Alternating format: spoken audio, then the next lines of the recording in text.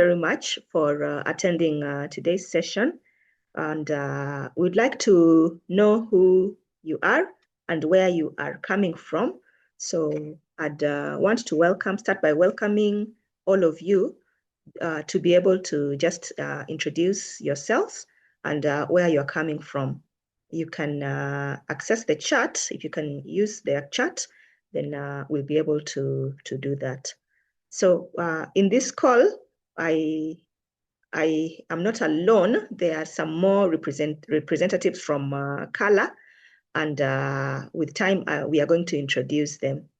So our idea today is just to see where we are at, and in a short moment, I'll tell you about the Africa AI literacy movement.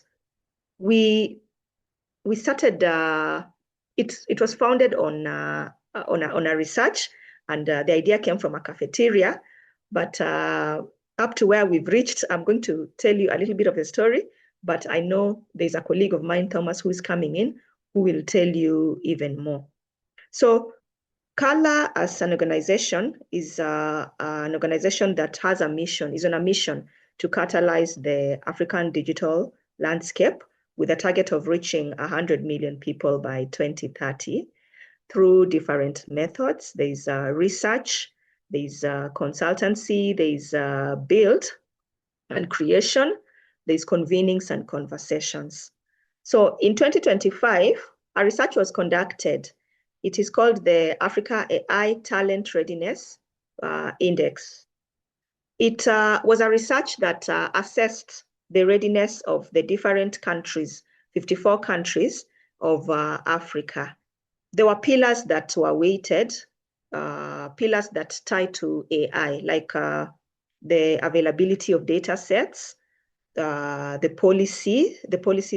prevailing policies, the kind of content that feeds our national curricula, the gender, whether we have uptake of some STEM courses, even at high school level, across the gender. I think I'll just mention, for purposes of the research, there are two. And then other pillars, like what is the rate of completion of some of these courses that are being taken at high school level. And so those pillars were weighted and compiled, and then a ranking, put into a ranking. So the output was called the Africa AI Talent Readiness Index. And you'd be surprised, Kenya came fourth out of that. Then from the different conversations we've been having, there have been summits, the Kigali Summit, there was one in Addis Ababa. There have been different conversations involving influential persons and high-level people. And some of the outputs from this normally are commitments, but there's a lot of work from there. And so after realizing that Africa was, we still had a gap where literacy is concerned, the movement was born. Actually, it was born at the cafeteria. At Qhala, we are led by Dr. Shiko Gitau, and she's an innovator. So she normally has these ideas as she's on the go. But it was, what can we do where we are at, so that we can respond to this literacy gap? And we realized we can come together in typical African style. We can collaborate and partner with different parties, individuals, groups, organizations, and then we drive this AI literacy massively. And then we also realized that, how do we live in Africa? We live in community settings. And every community has the languages that it understands, their way of doing things, their culture, their problems, their realities. So we realized, why don't we push content that these different communities can relate with? And that is how the Africa AI literacy movement was born. So in year one, which is 2020, I would say we had that conversation in 2024, and we saw this coming to fruition in June. A time like this last year, I think the people, Aga Khan community, you'll remember, we were engaging and doing what we could. So out of that, we tried to reach as many people as we could. And we anchored our work on a theory called a theory of diffusion of innovation that normally posits that when a new idea comes in, then it is adopted at different rates. There's around 15% who fall within the first category of early adopters. And then they can influence the early majority and the late majority. And then with time, the last group, the laggards, will catch up when now policies, come into play.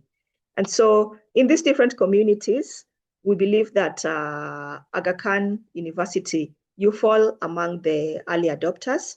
We know you mostly for health.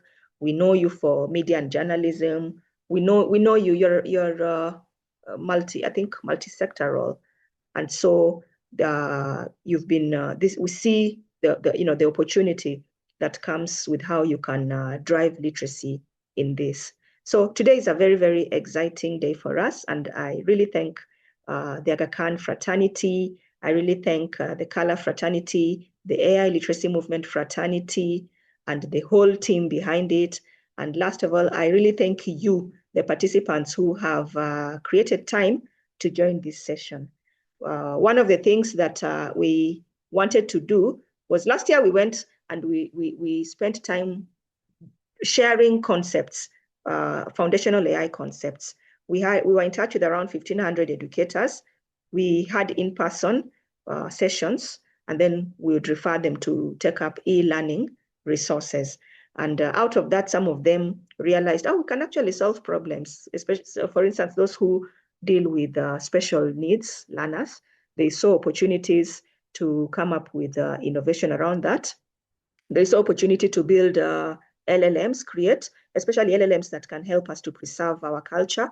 And so it was interesting and surprising just seeing, sometimes the way you assume, okay, this community is only focused with this. But now when they come out and show what they're able to do, then it becomes a whole new experience. And that's the experience we are anticipating today, just seeing the way some of you have decided to take this heads on and come up with solutions. So presenters, we are not here with a marking scheme.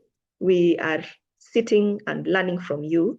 And we really hope that you'll inspire as many of us so that we can continue this culture of creating. And I'm not saying Western tools are bad, but we need to get to a point where Africa, we are coming up with our own tools, and we are not over-relying on tools that perhaps do not speak our language, do not understand our culture, do not understand our reality. So we have an amazing, exciting lineup for today, and we'll come to the time where we'll let the innovators come and share with us the good, the bad, and the ugly. But before we get to that, there is a special guest that I would want to introduce so that he can be able to also share some more. He now brings in a skill which is very unique, commercial.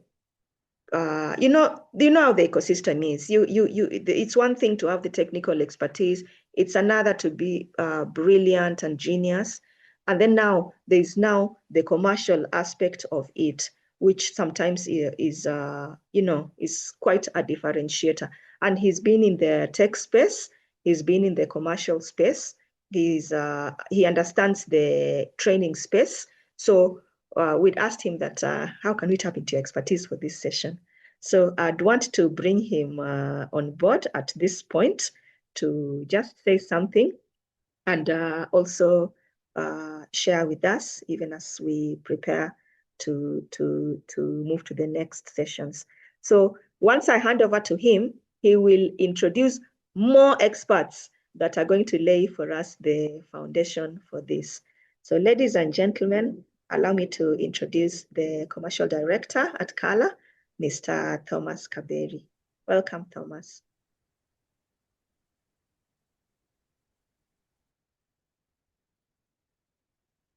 Good morning, everyone. My name is Thomas Kaberi. I'm with Elite Commercials and Partnerships at Qhala. And so I'm glad to be here, and thank you all for making time to join us. It has been quite a week for us with many more sessions like this across different sectors. So this is the second one that is health focused. We've had one across educators, faith. Actually, the faith one is coming later today. We've had one across engineering, inclusivity, and development sector, and many others. So we thank you very much. We appreciate your time. And so I'm going to make a couple of remarks to just highlight what we are trying to achieve through this AI literacy program. So the idea is that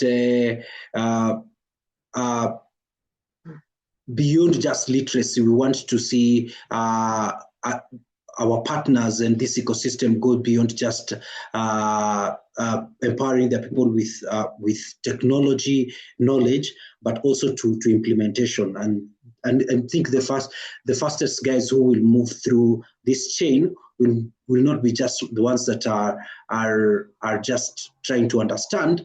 They're the ones where clinicians, administrators, and boards actually understand what AI does and what it doesn't do. Yeah. So when we've worked with other institutions across Africa in the last couple of years, what we've realized is that there are a couple of problems, and one of the first problems is a holistic understanding of what AI can do within African health institutions. So the first one is that if institutions are deploying AI without understanding it, that can be a challenge. Yeah. So for example, if your hospital has brought a diagnostic tool, or your lab has integrated an AI algorithm, or your pharmacy is running a demand forecasting system, it is important that your board then asks the right questions, right? It is important that people like your chief of medicine, your nurses, and your other practitioners know where to override the outputs of AI. And really, it can't be just 70 or 80% of the time. It has to be a lot more. And this is the whole point of AI literacy, so that specialists like you who are working in very sensitive areas know when to question and know how to question the outputs of AI. And when we talk about AI for health, it's not just for the specific practice matters like diagnosis or evaluation, but also we are talking about AI in the operational side of things like credit management, demand forecasting, patient management, and stuff like that. So those, we want to make sure that these experts, both the technical and the operational ones, can trust this technology, and that is why literacy is really, really important. So we want to make sure that administrators are not worried about liabilities, and your boards are not really are not nervous about putting patients' lives in the hands of a black box. Yeah, so we want to make sure that skepticism isn't a problem, and it's something that we can holistically and jointly overcome as a sector. So it is important that institutions start to develop the right instincts, but also stay safe. And instead of just the clinicians, everybody is asking the right questions. Yeah. So the other issues, of course, now a bit of the commercial side of AI. When organizations are adapting or buying solutions without knowing what problems they are solving, that becomes an issue of ROI, because it means that maybe they will have higher expectations that what these technologies can deliver, and therefore, whether that's on the operational side or on the clinical side, that can bring an imbalance in how people then interact or appreciate the outputs of this technology. Yeah. So the other thing is, how then are these outputs governed? So it's very, very important to make sure that we are clear about who is responsible for what output, because eventually there's got to be a professional who backs the outputs of any of these tools that we use. So, and those outputs need to then continue developing their understanding and appreciation of both the power and the risks of this technology. The most important thing is then context. So the context of these technologies, and maybe some of the examples will be shown here, is that we know that a lot of these AIs have been trained with Western data, if I can call it that. And we need more context of AI tools that are built, trained, and calibrated with African data. And so as clinicians, then it's important that we keep evaluating the context with which these tools are built and for the purpose of which they were built. So what has the research emphasis that are backing the outputs of some of these tools? Those are the kinds of questions that we need to keep asking, whether on the operational side or whether on the clinical side. So I think the health AI literacy problem then is unique. Yeah, and we cannot, because although other sectors can afford mistakes here and there, yeah, the health sector does not have that leeway. Nobody wants to feel like they are being experimented on by a tool, especially on the patient side. Right? So that means that healthcare professionals need to be a lot more vigilant with the tools that they are using, and have a healthy level of skepticism, but also have an expert acumen to be able to point out what is right and to move much faster with it. Yeah, that caution also means that health systems are kind of some of the slowest to be adopted, because by the time we are evaluating the efficacy of some of these tools in the application to the health space, then that means that other fields might have moved much faster. And it's okay, because this sector, if I can call it that, needs to have more emphasis on efficacy than on anything else. Yeah, so it looks like then what we need to monitor is really deployment. Yeah, so when we are figuring out, should we try this tool or should we implement that tool, it is important then we ask how responsibly are we doing this implementation.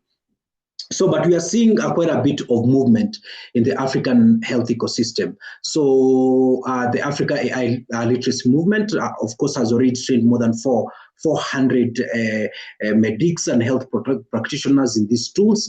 And because health systems don't really ask for AI literacy, they ask for solutions. And the tools that are deployed needs to have a much higher level of efficacy, and the tool might be great, but the level of training of the users needs also to be as great as those tools. Yeah, so the health systems that are winning with AI are not the ones that have the fanciest tools, by the way. They're the ones that have invested in the understanding of practice by those by their practitioners.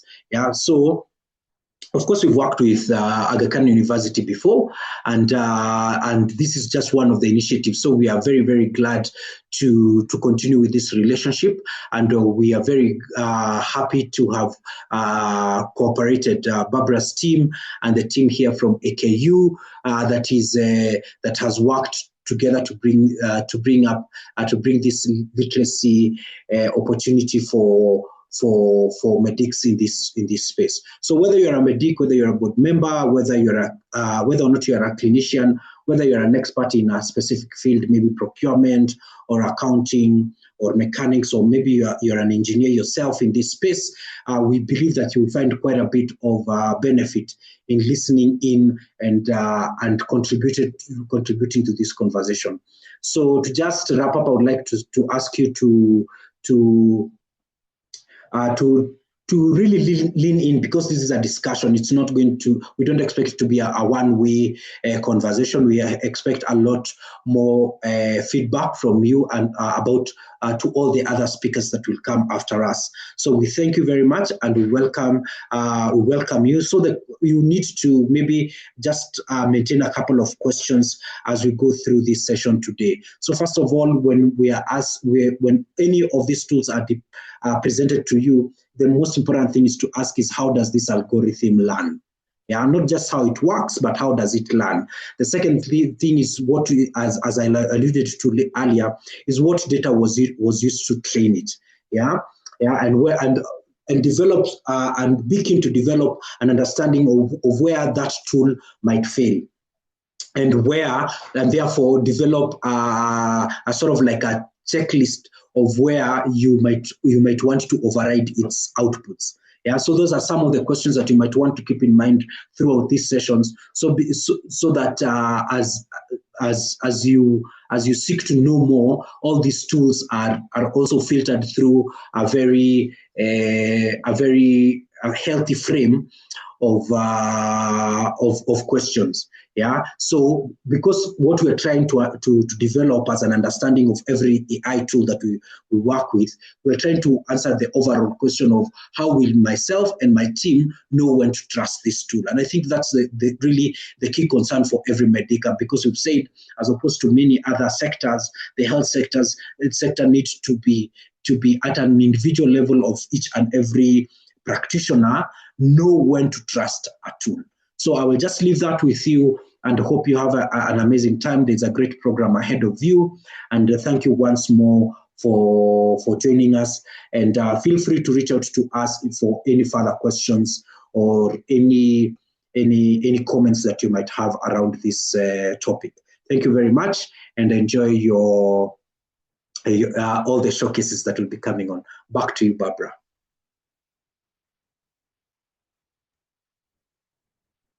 Thank you, Thomas.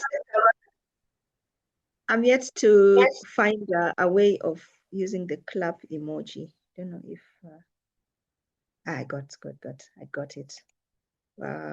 Yes. So we said this is going to be an interactive session. So I noticed that very few people have introduced themselves, and I still welcome and encourage all of us to do so. One of the things that I was taught early in my career was that when people come together like this, there's there's learning, there's observing and getting inspiration from those who are coming to share the innovations. There's learning from our expert talks, because we have two that are coming up in a short while. And then there's that I almost want to use below the line networking that happens. And so because it's virtual, if maybe I see Naftali and I know Naftali does this, then I know who to reach out to. And so please look at it like that. It's not just exposing your data, but it's, just you never know where your tribe is. So I welcome you to do that, as well as to comment, ask questions as we continue.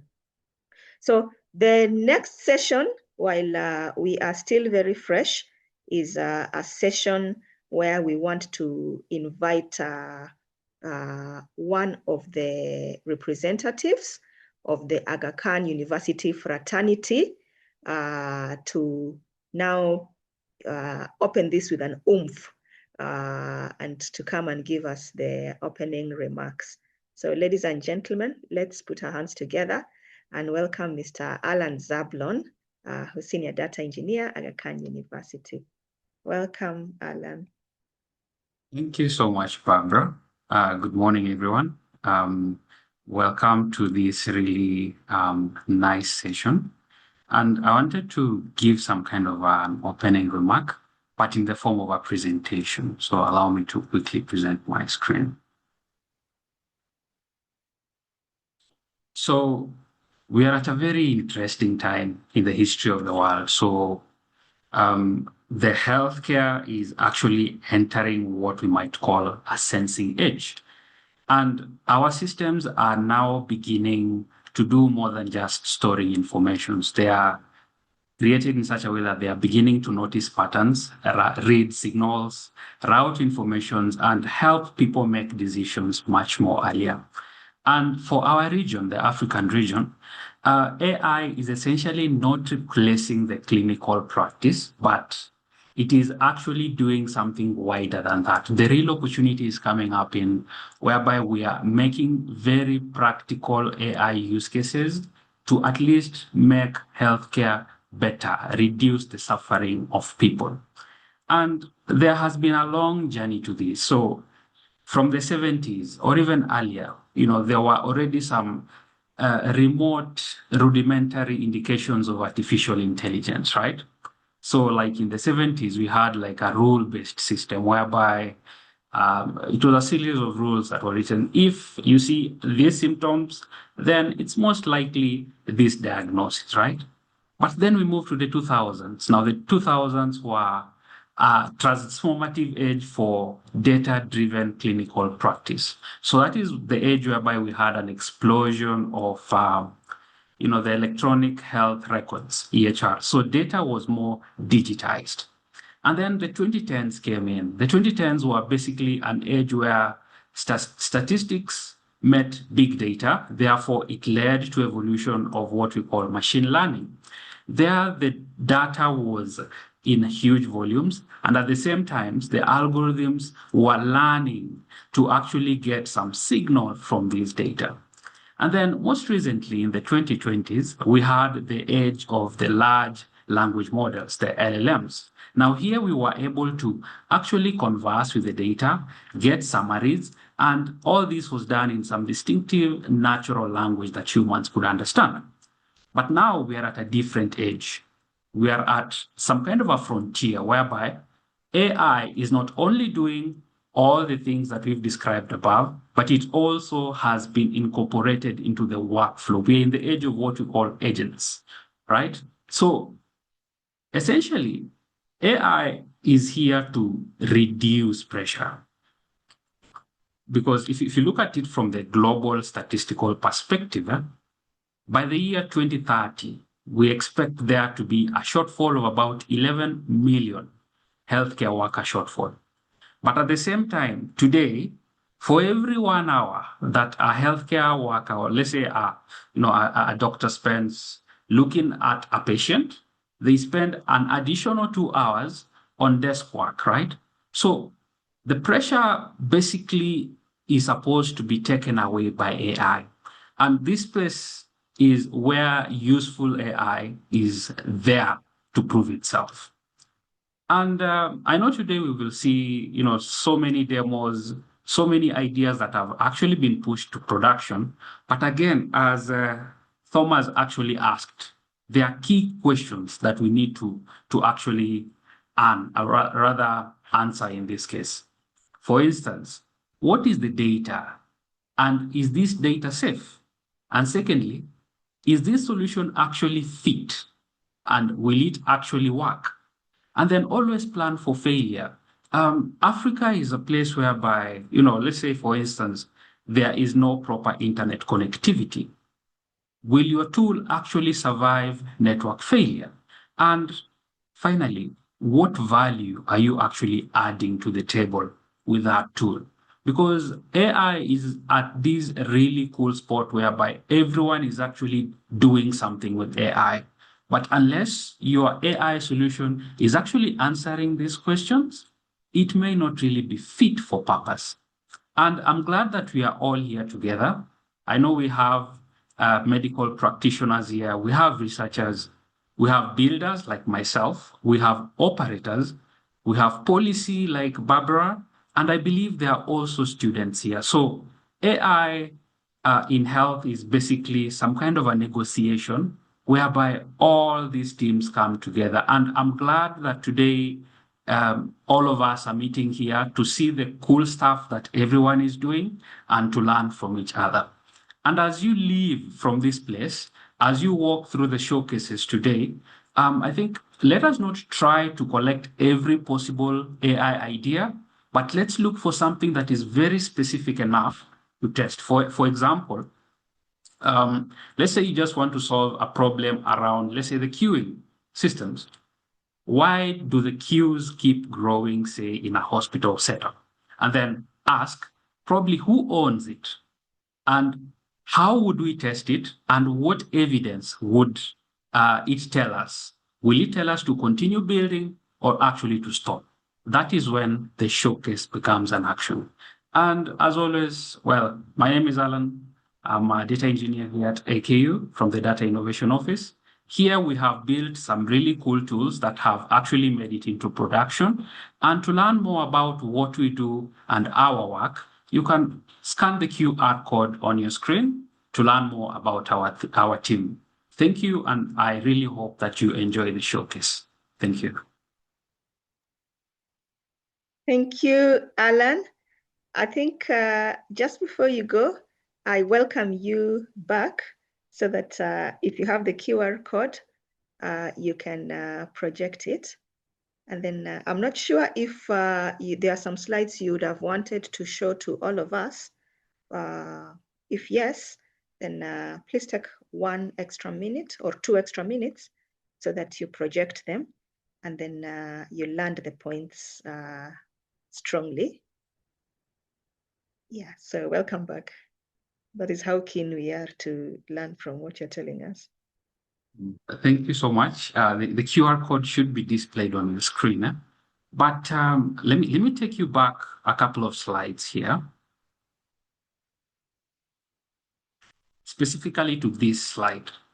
So currently, essentially with the age of agents, everyone is building something. I think the bar of entry into tech has always been the technical expertise, but currently anyone Sorry to interrupt, but we are not able to see your slides.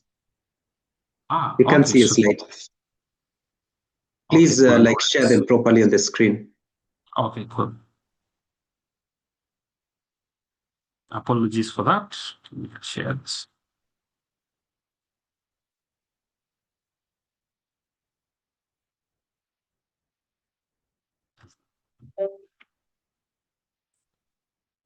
Confirm now you can see my slides, if that's okay.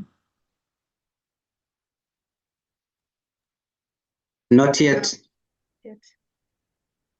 Okay, wow. Or would you want us to call you back once that is fixed? I think now we can see it. Now we can see it. Yes. Perfect. So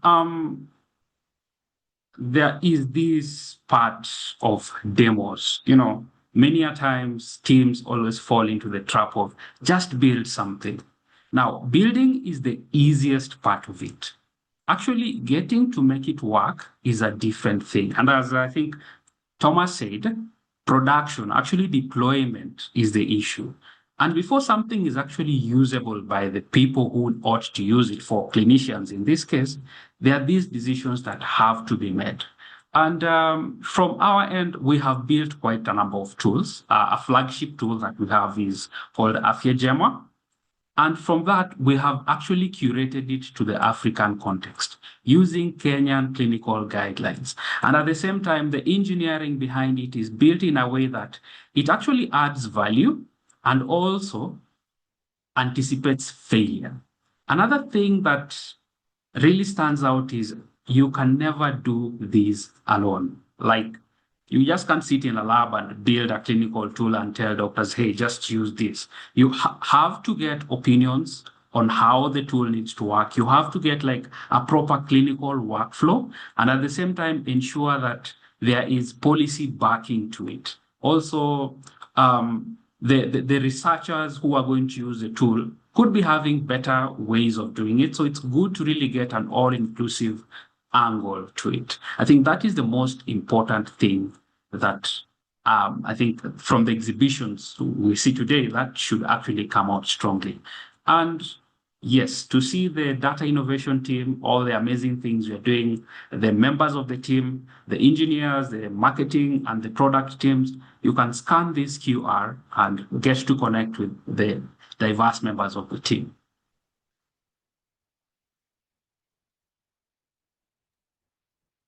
Thank you, Alan. Any questions for Alan? We'll count up to 5 so that if somebody's typing away, we can be able to cover it before we move to the next speaker. 5, 4, 3, 2, 1. Okay, Alan, we wait. Alan, you're not yet. Okay, I think you've earned a breather.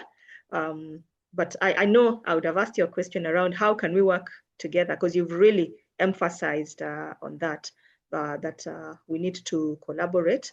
And so I was just hoping we can catch your vision on what that looks like in form of a question. So do you want to make a comment on that before I introduce the next speaker? Yeah, sure. Actually, Barbara, I really like your perspective, how we can work together. AI is a relatively new thing to even the regulators, right? And the thing that powers AI is the data. There are so many things around data sovereignty, around the data protection that need to be really worked on so that Africa and Kenya can be able to not only develop, but also deploy AI solutions out there. And I believe Barbara and Tim, I think that is an area that we can really, really work together towards. Excellent, excellent. So ladies and gentlemen, let's give Alan a hand clap. I think he's really set the pace for this. And I really, really look forward to what is going to come out of this. Thank you for that insightful session. On to our next speaker. Time has come. If this was not so formal and maybe we were on a WhatsApp chat, I would have put the emoji of drum rolls. It's time for our keynote. And our keynote is going to be delivered by a very, very special person who has a very, very special message for you. The title of this keynote is The Role of AI in Transforming Healthcare. The role of AI in transforming healthcare. So let me tell you a little bit about our speaker for this. This is going to be brought to you by a special person. Dr. Aftab Hamisa is a clinical and public health specialist with over 5 years of experience advancing digital health and healthcare transformation across low and middle income countries. He has led the implementation and optimization of electronic health record (EHR) systems to enhance patient safety, improve clinical outcomes, and strengthen the quality and efficiency of healthcare delivery. All matters healthcare. Driven by a passion for innovation, Dr. Hamisa leverages technology, data, and digital solutions to address healthcare challenges and expand equitable access to care. His work focuses on building resilient, patient-centered health systems that deliver sustainable impact for communities and populations. As a strong advocate for digital transformation in healthcare, he is committed to harnessing emerging technologies to shape the future of care and improve health outcomes at scale. We are all ears, and at this point, I want to ask us to give a round of applause as we hand over the mic to Aftab. Welcome, Aftab. Thank you very much, Barbara. And I just want to confirm that I am audible before I continue. Loud and clear. Very well. So a special thank you for you for such a generous introduction to the team. I hope we're all having a nice and breezeful morning. It's a nice warm morning in Nairobi today. Special thanks to the CDIO team for this invitation to be able to present today and really just highlight and outline the clinical space at large. So I have a deck of slides. If you don't mind me sharing my screen.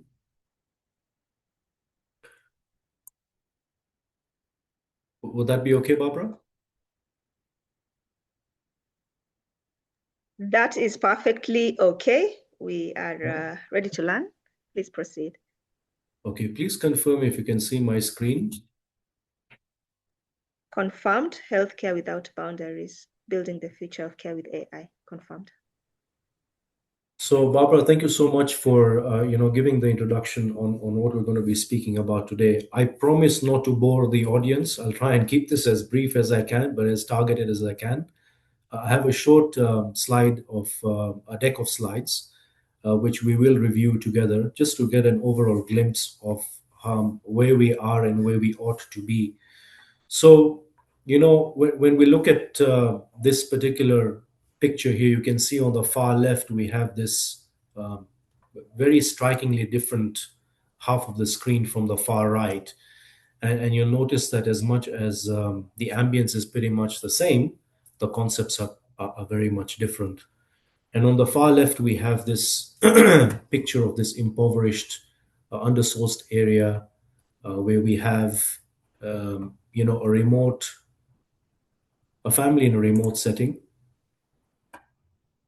And we can see that this family in the remote setting would really benefit from at least some bare minimum requirements, some access to care, um, you know, that's going to be just as good as the care of quality that you receive in the very developed part of the nation.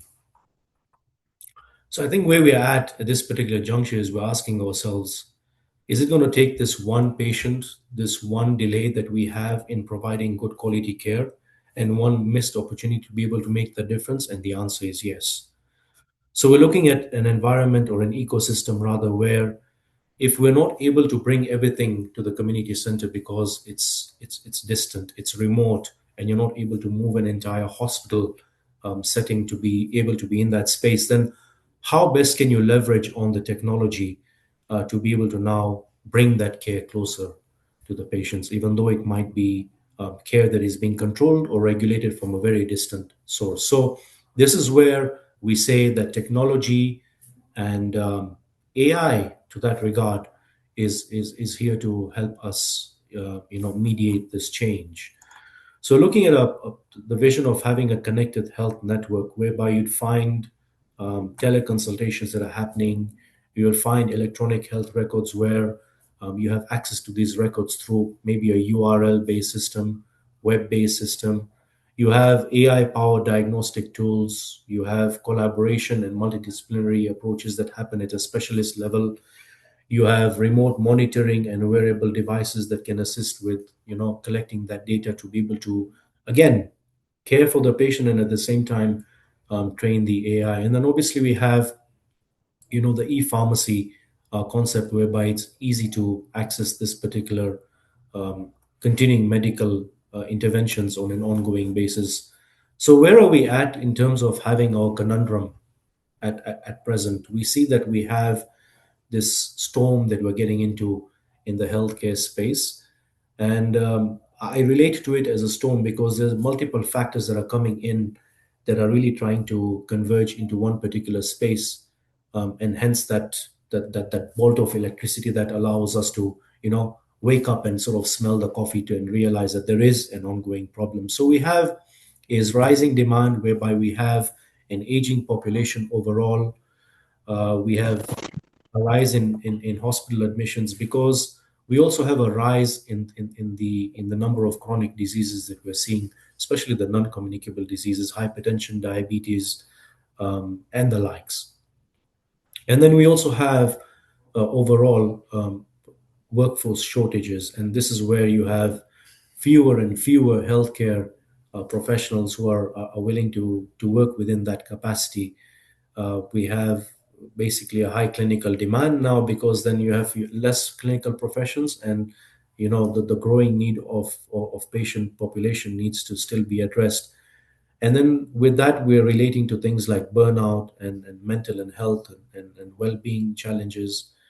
And then obviously we have resource constraints within our space. So at the same time, we have all this, as you can see on the far right of the screen, we have this evolution of how much data is being collected. And this is something that Alan earlier related to from our space here at AKU, that we have this vast collection of data, and there's these lakes and lakes of data that are being created where data is of value. So this is where we come in to say that how do we ensure that that data is supporting us moving forward. So I'm just going to look at some of the concepts around AI, particularly. It has been here for a while. Earlier, as it made its way into the market and into our communities, into our organizations and workspaces, there were always these concepts about demystifying AI. Trying to understand what is this AI truly about. And really, in essence, we are at that verge right now where we actually have to just acknowledge that AI is here to augment us. So it's here not here to replace us as care providers, as service providers. It's here to really make us more and more efficient. And this is where we say that there's three methods in which AI is ready to transform our healthcare. And we look at it at three main phases where we use the AI to sort of detect. And this is where you think about, screening, preventive measures, etc. Then where does AI help you make or support decision as you decide to deploy that particular care? And then lastly, how does it help you optimize delivery of that care more efficiently to that regard? So you can see that in each particular method of employing that AI, it comes at different stages, and we can see where they can be plugged, whether it's at the point of detection, clinical decision support, or actually delivering the care. Some of the emerging tools that we're looking at for having AI support us in the clinical space, as Alan mentioned earlier, we're looking at a large language model called Afia Gemma, which is purely like a clinical assistant that helps you advance your evidence-based practice as a clinician. And then we have other examples like brain capture, which is an algorithm that's based off on interpreting the EEGs that are being done within neurophysiology. Then we have TriCog AI, which is ECG interpretation, where you can literally just estimate the ejection fraction from an ECG that is being looked at using an algorithm. My apologies.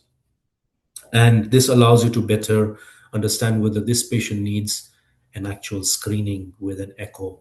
And then there's another space whereby the echo, a clear window of that chamber of the heart, can actually just be able to plug that into the AI.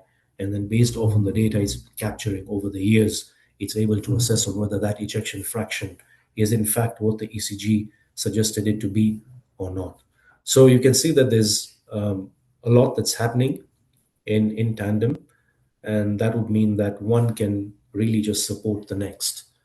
Then we looked at items like AI in radiology. This is provided by Gleamer. We had a proof of concept on this that has been running for a couple of months, and we're soon going to be rolling out a survey to see how we can get some feedback from our end users. We have ambient intelligence /scribe/navigator, which is provided by a multiple number of companies within the market. We have examples like Tandem AI, Heidi Scribe, Meditech Expanse has its own intelligence and scribes behind this that is available in future versions, which is the company that we sought our EHR, or electronic health record system, from. And then obviously we have these new concepts in the market like the AI physician companion, Hami. It's literally just like an avatar that a patient interacts with that is tailored to suit the community and cultural needs of that particular space. So this is another area where we're exploring some potential developments to happen. And then obviously there's those that are happening in digital pathology where literally slides just get scanned, and then there's an algorithm that's reading it in the back to see which areas of that tissue are seen to be those that would attract some attention from a pathologist. So basically just screening most of those slides. And then there are many more, like My Health Assistant that's available through Meditech Expanse, appointment no-show prediction, which is available again in Expanse. So as you can see, the the ecosystem and really the landscape has got so much more to offer. And these are all modules or utilities that we wish to onboard, hope to onboard, and see how we can really just revolutionize how we deliver care within our setting. Some of the key challenges that we are, I'm sure we all accept and acknowledge that nothing comes without challenges. And I feel that it's right for us to actually see some of those that we've come across so far. As my colleagues have mentioned from AKU, the health information exchange and quality of data is what contributes towards a good AI, because at the end of the day, it's that quality of data that actually trains that AI. So we're moving to, more of, or incline more towards getting structured data versus getting free text data, which is of higher value in training such AI models and solutions moving forward. And then obviously the concept of having everything within one particular platform also eases the collection and analysis of data, because then as data moves across applications, it becomes easier when it's within one for particular instance or healthcare information system. We have other challenges that relate to trust, ethics, and governance, and this is where we, outline and highlight that it is only step one that actually helps you cover step two, which is going back to the quality of the data. Is that AI such trainable AI that it does not hallucinate and you can actually trust it? How do you, to what extent do you hold that AI accountable, and at the same time, how to also hold the user accountable to be able to validate or verify what the AI is picking up? And then obviously there's governance structures which span across, multi agency authorities, organizations like AKU, that always need to be established ahead of time. We have to make sure that as we move and as the AI evolves, it'll certainly move faster than we can adopt within our space. But we just have to make sure that in the healthcare industry we adopt it very safely. That's the most important thing. We have to make sure that we also create a safe virtual environment for whatever we are relying on. Then obviously there's also aspects relating to workforce readiness and change management.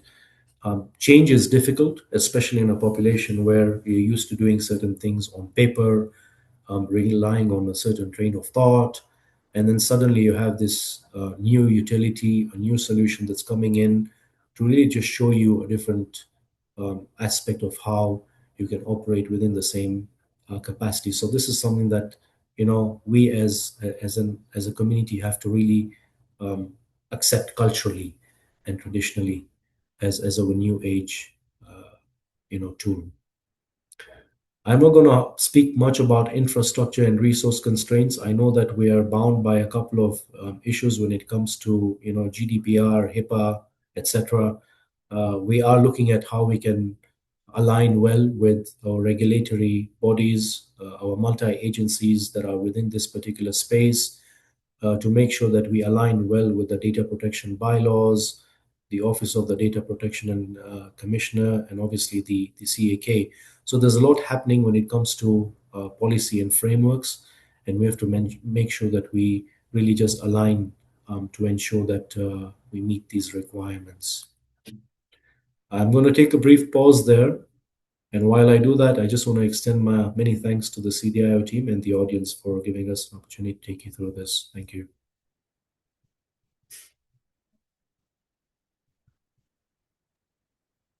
Thank you so much for this wonderful presentation. I would want to just highlight that Dr. Aftab has mentioned Afya Gema. So I invite all of us. One of the things we said at the beginning is that this year, beyond learning AI concepts, we want to see and interact with the local tools that our people are creating. And so I know at some point, Anthony and team will bring back the QR code. So please interact with it and do give your insights, your feedback, and your comments. It's the same way we will also share with you resources and from this session. and still encourage that learning as a community. I'd like to highlight again, one of the things I've taken from that session is AI is a force multiplier, and the aim is to make patients better. And I think one of the reason why that stuck with me is earlier on this week, there was a session where somebody highlighted that, we might say, oh, human can do this better, but when it comes to a point where without the tool, then there are some cases of misdiagnosis, then at that point, are we losing out by not adopting the tools as fast as we could? And at the same time, I know Dr. Aftab has also highlighted that there are risks with the technology, and I'm hoping out of all these highlights, then we can be able to ask the difficult questions. I'll shelve my difficult question, Dr. Aftab. It was a tough one. I mean, can you people just give us a solution for low-cost healthcare? If that can happen, I think that we'll be very happy. But as you think about that, Alan, please take note of some questions for you in the chat, because later on I will invite you back to take them on. In the meantime, let's type our questions for Dr. Aftab. While we do that, let's give a round of applause for Dr. Aftab and prepare to invite the next session. Excellent. Thank you, Barbara. You're welcome. So this next session, it's now the time for See and Believe. It's the time to welcome the highlight of today's session. We have very interesting exhibitors who are proud of their creations, and they want to share this with you. So I am not going to steal anybody's limelight by preempting. I would want them to come and introduce their solutions and proudly share them with you and just share the building journey with you. So this is my time to also sit and learn as this next session begins. So I would want to welcome the first presenter who is going to showcase an innovation. He'll introduce himself and then share with you more about it. So help me by putting your hands together and welcoming Mr. William Munguti. He'll tell you more about himself. Please clap for him as he takes over the session, the microphone. Karibu, William.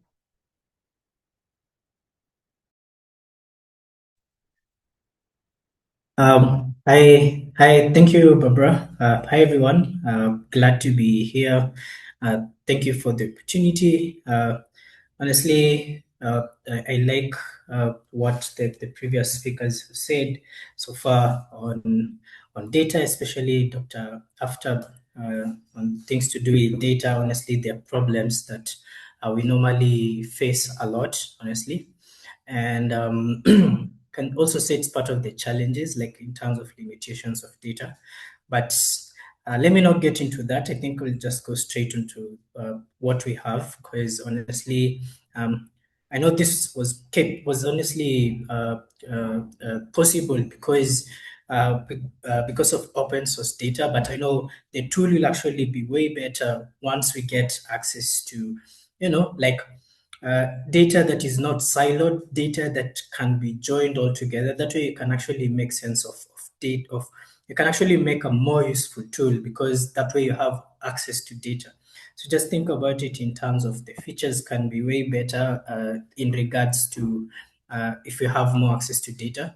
So apologies, if you see me looking on the side, I'm basically looking at the screen, but I just want to give you my attention here because I have another screen. So I'll just share my screen. That way I can just start my presentation.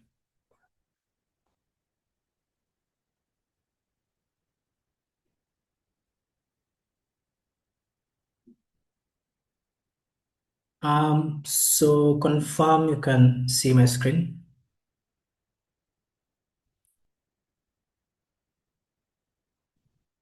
Yeah, good. Thank you. So, so I'm here today to talk about a tool that we've been able to be. Oh, right. Sorry.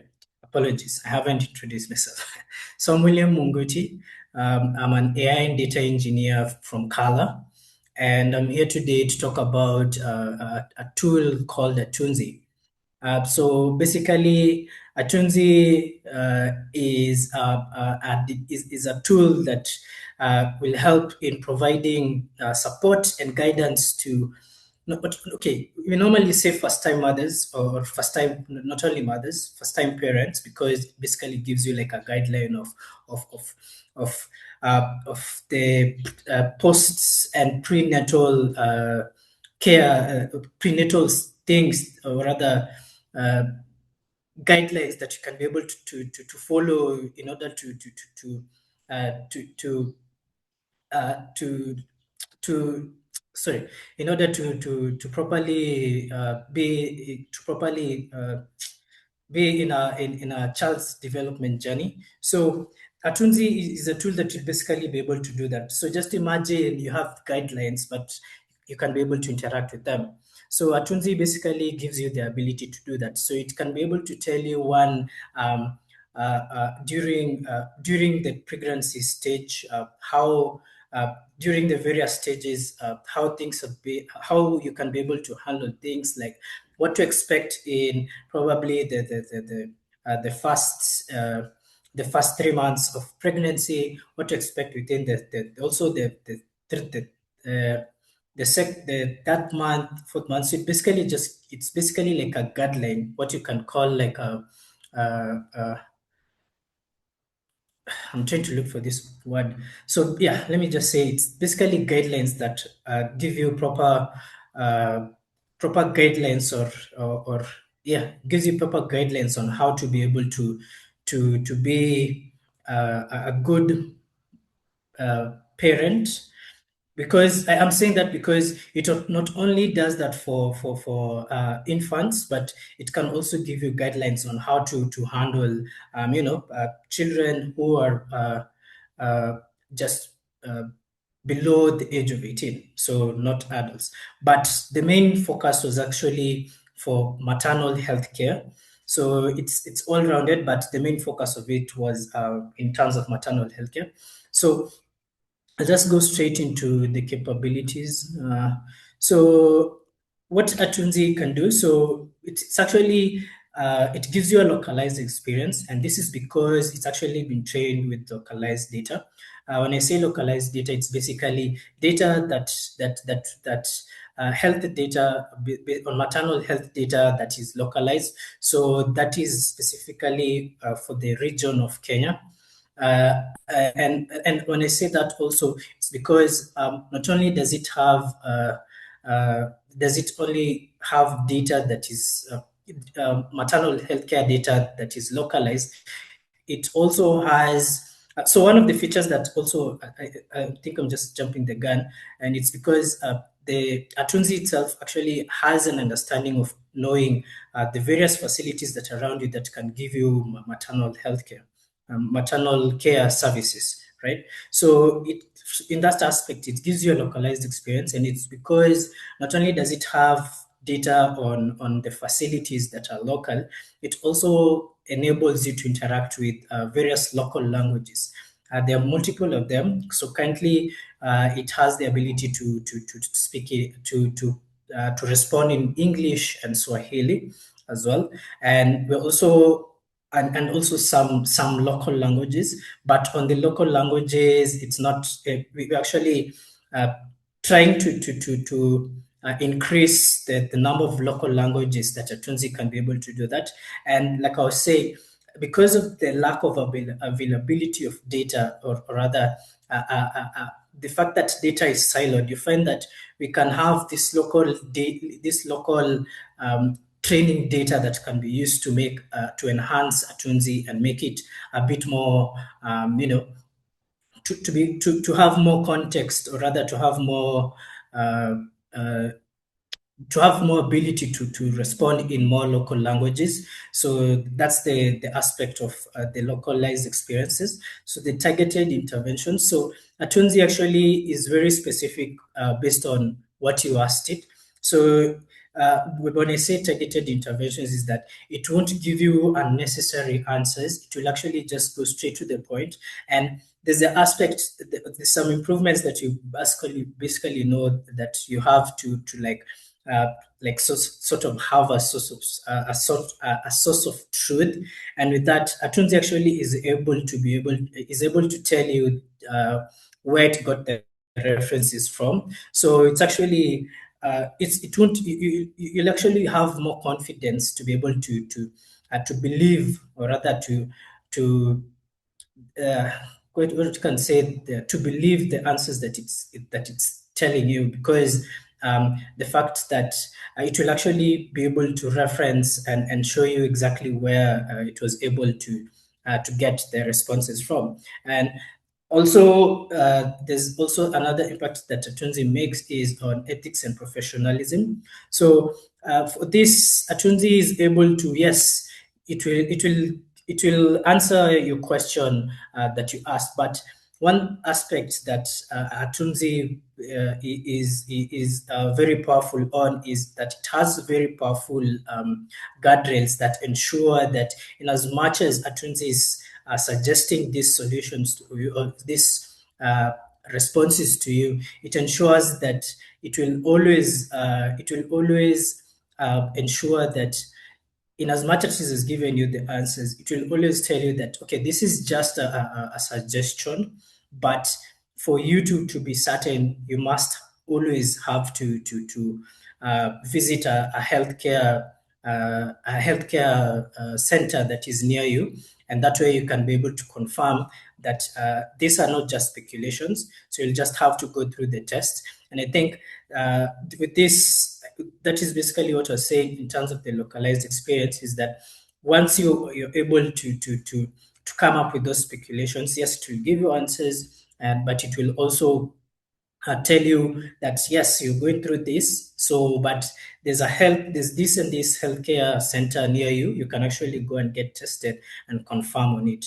So maybe I can just go next to the features. Like I said, it has English, Swahili, and other local language support. It also has the ability to do SMS and WhatsApp integration. So currently, we have a WhatsApp integration and that is actively running. And I know for SMS, that's also something that it can be able to do. So at least, for when you see in the aspect of SMS, you can be able to see that it can be able to reach to people who are in the local areas, people who actually don't have, let's say, internet, or actually don't have the ability to acquire smartphones. So at least that's one of the features. So at least that enables a wider reach to people. There's the multimodal. So the multimodal capabilities, like I said, you can be able to input both text, voice, and image. So this at least gives us gives you the ability to interact with it, better, in terms of maybe you can actually you can voice it better rather than texting it. So at least Atunzi gives you that flexibility. And also it's socially conscious. Sorry. So by the socially conscious is that, as you know, there are usually social norms that normally change with time. Like, for example, if you know, in the beginning, or rather, I used to hear, I know I wasn't born by that time, but when HIV actually came out during those times, people used to say that even if you touch someone with HIV, you can basically contract it. So Atunzi, well, this actually comes with the hope that if we get data to continuously train it, it will actually become more socially conscious. Because I'm pretty sure some things that could be stigmatized some years ago, right now, since the healthcare system has found ways to be able to handle it, so it can. So currently, you can say that if Atunzi was probably made like 5 years ago, and then 5 years ago, and probably a certain condition was stigmatized at that time, then if you try and use it right now, it will basically tell you the same thing, but the fact that it can be continuously trained and keep learning, it will actually be able to pick up on the societal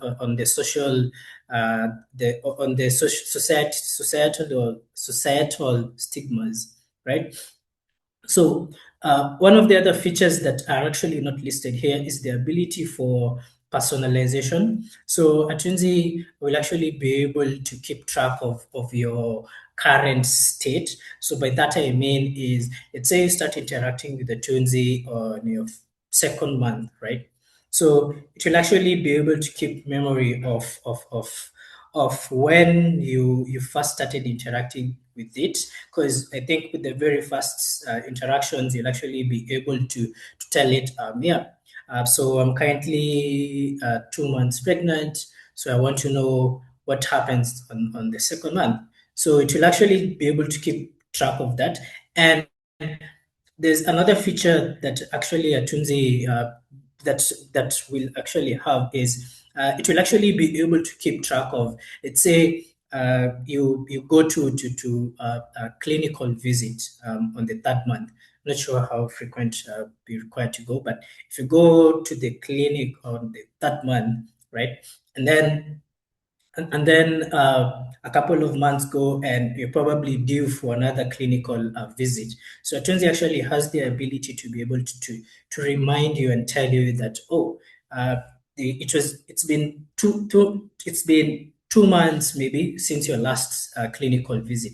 And it actually realizes that you still haven't interacted with it and told it, or rather, in as much as you don't need to interact with it, it will actually just give you a reminder and tell you, so it's been 2 months since your last visit.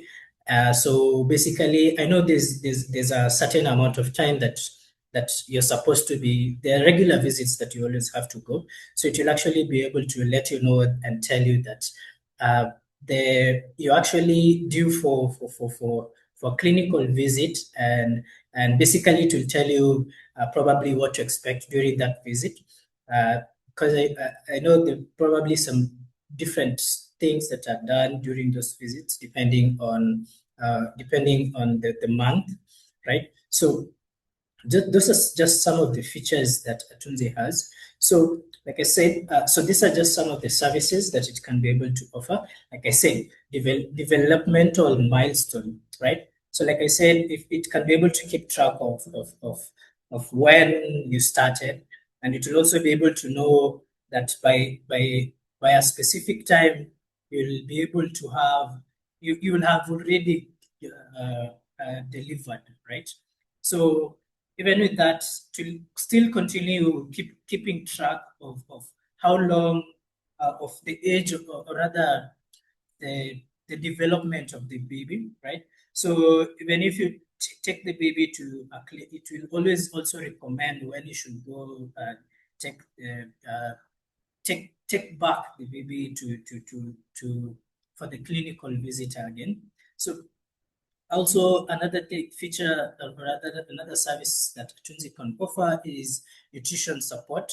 So it can be able to tell you how basically what to feed your child, and also not only your child, even the mother. It will always be suggesting, like, probably you should always be taking food rich in this because of this. It will help your child in this. So it also gives, like I said, it gives you nutritional support. Also parenting tips and resources during pregnancy. So it can, like I said, during parenting tips from during pregnancy and also after pregnancy. like I said, and also the ability for 24/7 chat support. So like, probably you don't have access to the doctor each and every time, but as long as you have a Tunzi, you can be able to have 24/7 chat support, which to some extent, it gives you some sort of clarity on what to do in certain times, even at odd times of the night, right? So I think that's it. This is the for you to experience a Tunzi, just scan the QR code. But unfortunately, I have to say that for today, we were trying to the server is actually a bit down, and I think our engineers are actually on this. Hopefully, I think by the time you're scanning this, they have sorted it. But in the morning, but yeah, I know it will be up and running soon. That way, you can start interacting with it. So currently, the version that we have is on WhatsApp. So we're working on the release of an actual web application that will have way more features. Like I said, in terms of the ability to see even the facilities that are mapped. It will also have the ability to. So we have other applications that could actually benefit from this. So we have. I don't know if I should mention it, but there's a service that we have called Border Care, and Border Care actually would help like pregnant mothers. Let's say, so Border Care actually enables you to, let's say if you have what can I say, an emergency, right? So Border Care actually has the ability to know that there's a mother somewhere who needs help, and Border Care. So it's actually like just by the name says Border Care. So it's basically like a Buddha, and since it has more mobility, right? It has more ability to go to areas that probably ambulances can't go. So now imagine Atunzi can now be integrated with Border Care. So through Atunzi, it can call Border Care, and with that, we can always have an active emergency support, right? So hoping the service can be up and running soon. That way, you can be able to interact with it. But yeah, that's basically the end of my presentation. Yeah, over back to you, Father. Thank you. A big round of applause for William. That was a wonderful, wonderful, wonderful presentation. And as he has been presenting, I'm just thinking, Atunzi reflects the way we are in locally, where a child is not raised only by the biological parents or the immediate close guardians, but by the whole community. At least that is the way it used to be during our times. I had William make reference to his times, and that is what I remember. If somebody made a mistake, then anyone in the community, it was their issue. And so I think this Atunzi is it's like speaks, it's an Africa, something by Africa for Africa. So William, I see that there's a question for you. So Yes. come back on. Have you seen the question? Somebody is asking, Shamim is asking about the data source that Atunzi relies on, and as pertains MOH, approved tools, policies, and guidelines. And Shamim, if it were possible, you can, I think, mention so that you ask the question in person, so that the context is, you can add more context, and that can be discussed. I believe that's possible. But in the meantime, William, you can take it as is. Yeah. So yeah, it is. So basically, like I said, we had to get open source data because, but it is basically MOH approved. So it was open source data that we had to acquire because, as you know, in terms of when it comes to health data, there's also always a lot of issues on privacy. So that way you can't be able to like train in terms of like, it will be very good if you can be able to get like actual real life data from mothers, basically based on their treatment, like their experiences, like their whole journey. If you can be able to keep track of that, it could actually be way better. But I know for us to be able to get that, we probably need a lot of approvals to be able to go to that. And as you know, for us, like we said, in the beginning, I had someone say, this forgotten his name, I'm really sorry about that. But he said on the aspect of, was it Thomas, an aspect of proof of concepts. So as you know, you might have an idea, but you can't have access to data. So what we were just able to get is, like the open source approved data. So that would mean we'd have to get data from the various approved medical sites that are available. Also, in terms of for the facilities, we're able to get data that also are publicly available for facilities as well. So you can see if you can be able to get access to, anonymized data for mothers, right? And also, if you can be able to have professionals that can be able to curate content for us, or to curate content that we can be able to put into like a rugby system, that will actually be more accurate in terms of the responses that are being given. So you can see we're limited to the capabilities that we have, and honestly also to the accuracy, because as you know, probably there might be a lot of there might be some information that could be probably could be not falsified, but there might be some of it that is not really validated, maybe. But what we have currently, it was based on the publicly available data, from I know there are we used like in terms of statistics of for pregnancies, we were able to use the some data from what's it called? I'm forgetting the name. The KHIS system. So that is basically gives us some statistics on numbers, and also there's this report that comes out frequently for health that we are able to also consume in terms of pregnancies, because I know there's some statistics that are normally there. So this is based on publicly available data, but like I said, if you can be able to get curated data, personalized data, we can actually be able to make a really powerful tool that is actually not referencing from just reports that have been done from people, or even basic guidelines that are there out there in the internet. So if you can be able to get access to that kind of data, it will actually make the tool more powerful and actually more accurate, to be able to have more, can I say, more accurate information. So I hope, Shamim, that we're able to answer your question. And I see there's a question from Abrina as well.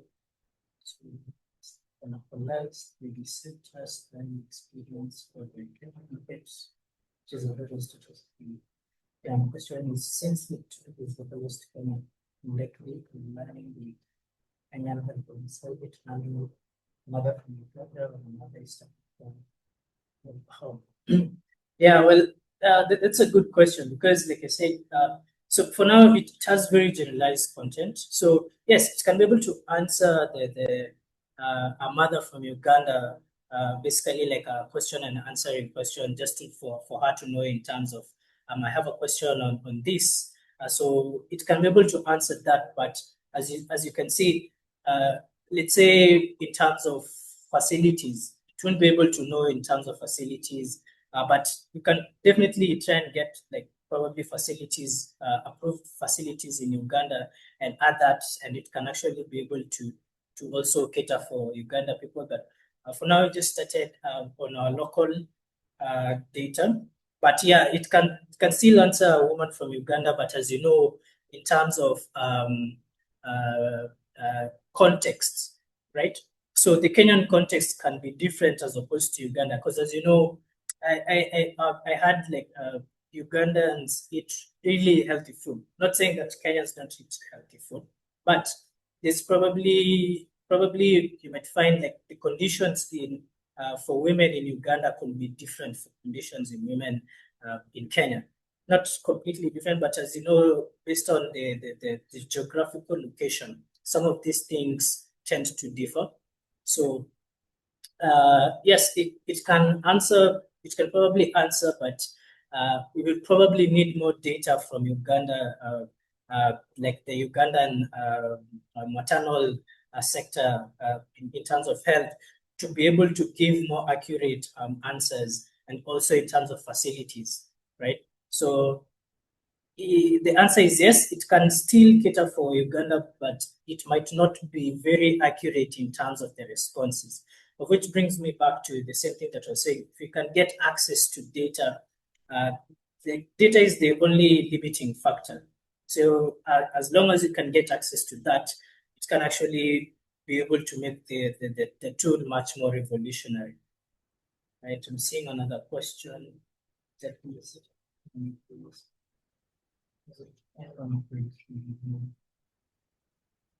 Um, yeah, actually, it does. It does. No. So currently, we're using. So on the engine is it's OpenAI based, but we had to literally try and fine tune it. That way, it can be a bit more medically. It can be more fine tuned to answer maternal questions, right? So with the fine tuning plus the rugby system, well, we are now hoping it can be a bit more accurate as opposed to having the global LLM, or rather the actual OpenAI model that you have, right? So I was testing done for validity and accuracy.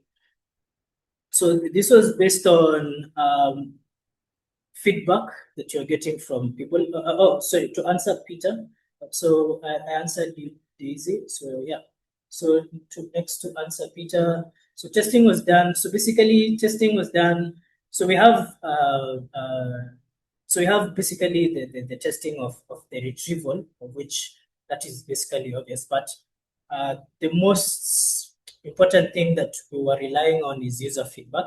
So during the testing phase, we had internal testing, which we just had mothers to be able to just tell us based on the questions and answers that you are able to provide, how accurate was it, and with that, they were able to like give us in terms of scores on the accurateness, or how generalized it was, and with that, we sort of like based on that, we always collected the responses and sort of like build a sort of benchmark.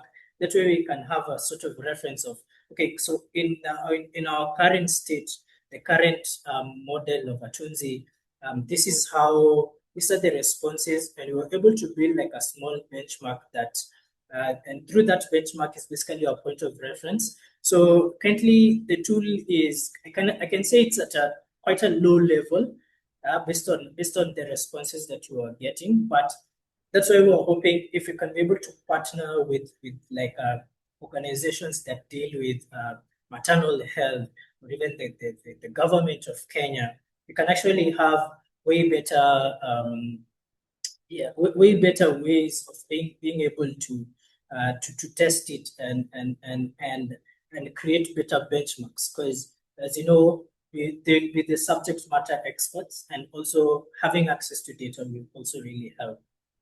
right? So I hope that also answers you, Peter. Yes. KDHS, Kenya Health Demographics Survey. Yes, thank you, Sean. Yes. I guess that's all the questions. Maybe if there are no other questions, I can hand it over back to you, Barbara.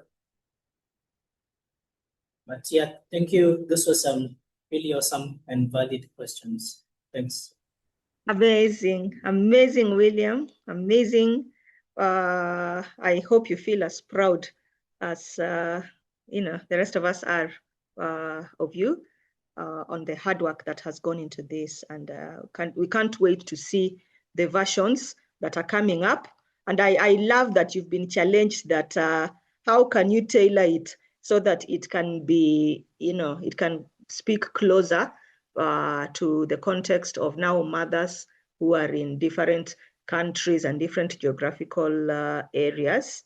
And normally when you get feedback of that kind from the people, I think that's a very good thing. It's just opportunities, more and more opportunities to get to the people even closer than ever. So kudos, we loved that presentation. If there are more questions on Atunzi, the chat, the message and the chat area is our best friend. Please put it there and we'll try as much as possible to have it answered. So kudos again, William. We want to welcome the next innovator, and this is their time, and we are going to just sit and listen from them. But I would like to tell you a little bit about the presenter that is coming next. Thembi is a storytelling enthusiast with a marketing brain and a tech-curious heart. At the Aga Khan University's Data Innovation Office, she helps bring AI products to life by turning complex features into compelling content that connects with real people. She's all about making innovation feel human and a little more fun. Thembi is especially passionate about what happens when branding meets behavior, how people think, what grabs their attention, and how to build digital experiences they'll actually care about. With an intro like that, I think this promises to be really, really, really, really fun because it's being delivered by somebody who is a storyteller and has a connection with the people at heart. So ladies and gentlemen, let's put our hands together and welcome Ms. Thembi Kiiru. Karibu sana, Thembi. Hi, everyone. Thank you so much, Barbara, for that introduction. It's a pleasure to host all of you this morning for our AI in Health exhibition. And as Barbara mentioned, I work in product marketing for the Aga Khan University Data Innovation Office, where we mostly support the research institutes here at the university from a data perspective in terms of data infrastructure and architecture, as well as now AI, which Barbara mentioned, that we've started venturing into. So for the next few minutes, I'd like to talk to you guys about Afya Jema, one of our more recent projects, just so that we can give you an idea of our work in AI in healthcare. So Afya Jema is a clinical decision support platform that has been built to support junior and frontline clinicians here in Kenya. So as some of you may know, we have one doctor for every 5,000 plus Kenyans. And WHO recommends that you have one doctor for every 1,000 patients. So we're well below that ratio. And what this looks like in the clinic is that you have so many patients or people coming in to be seen, and consequently, our clinics are overwhelmed, as well as the doctors who are meant to provide care to these patients. So then it becomes difficult to create an environment where every patient is given the sort of personalized care and attention that they deserve, given how overwhelmed our healthcare providers are. So this reality is what inspired us to build Afya Jema. Named after the Swahili phrase afya njema, meaning good health, we aim to address a challenge, how to deliver smarter and faster care in under-resourced clinical settings. So what afya njema does is that we focus on these three main pillars, one being localized intelligence and being able to provide doctors with information that fits within their context in terms of resources, standards, and protocols. We also want to provide instant insights where doctors are able to access information as they're seeing their patients. And this is critical in healthcare because you don't want to have a lag between when a patient starts presenting symptoms, especially if it's really critical, in really critical cases, and when the doctor is able to act. So being able to give them instant insights that they're able to action is also key for us. And ultimately, this will lead to better patient outcomes and also patient satisfaction. So Afya Njema is trained on a medical corpus that we curated with doctors here at the Aga Khan University Hospital. And we focused on three major sources. The first one being Kenya's Ministry of Health guidelines, the second one being Aga Khan University Hospital clinical protocols, and also the WHO standards that are applicable for low and middle income countries such as ourselves.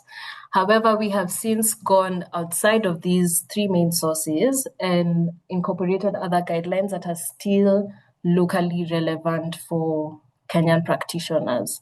So our clinical team here spends a lot of time going through our corpus, checking the information that is in the corpus, because that information is what determines the outputs that Afya Njema gives these doctors in the clinics. So I know you'll probably ask yourselves why use Afya Njema when you have ChatGPT, you have Gemini, you have Claude. There are so many other tools you could use. So what sets Afya Njema apart from these other tools is the information and the corpus that I just mentioned. That information has been curated specifically for the Kenyan healthcare system. And this is important because there are certain disparities in terms of genetics or even the standards here as opposed to in another country. And I'll give you an example with colorectal cancer. In the West, colorectal cancer, they start testing at around age 50. And I think in Australia, once you get to 50, they send you a free kit where you can test yourself for colorectal cancer and then proceed to see the doctors. But in Kenya, people present, or even in Africa in general, people present at a much younger age and at a much later stage. So that means when you're testing a Kenyan patient for colorectal cancer at age 50, then you're already behind. You're behind schedule. So Afya Njema will recommend testing at age 45 as opposed to other global LLMs that will tell you to test at age 50. So those are the kind of nuances that we are looking out for to ensure that the information that we're giving these doctors fits within their context and is very actionable for them. So this is medication, even protocols, and even symptoms. So this is a demo of what Afya Njema looks like. We started building in 2025, mid-2025. So this year we've been able to pilot in 6 clinics. This is I think 2 versions behind, but it's a basic LLM interface where you type in a question and then you're able to get a response based on the question that you asked.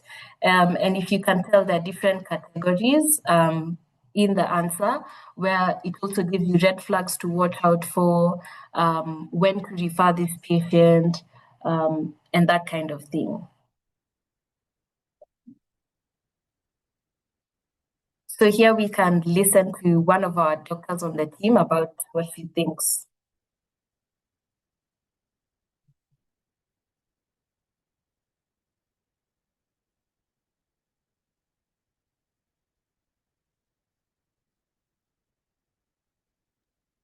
We can't hear. Sorry, Tembi. We might need to rerun that part so that we get the sound. I think it's more of the audio settings. Let's Okay. check the audio Try settings. that again.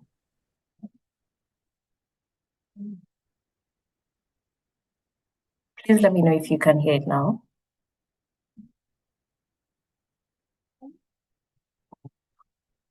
Is it audible? No. Not yet. I think you can explore the audio settings and pop up right to the next to the audio sign.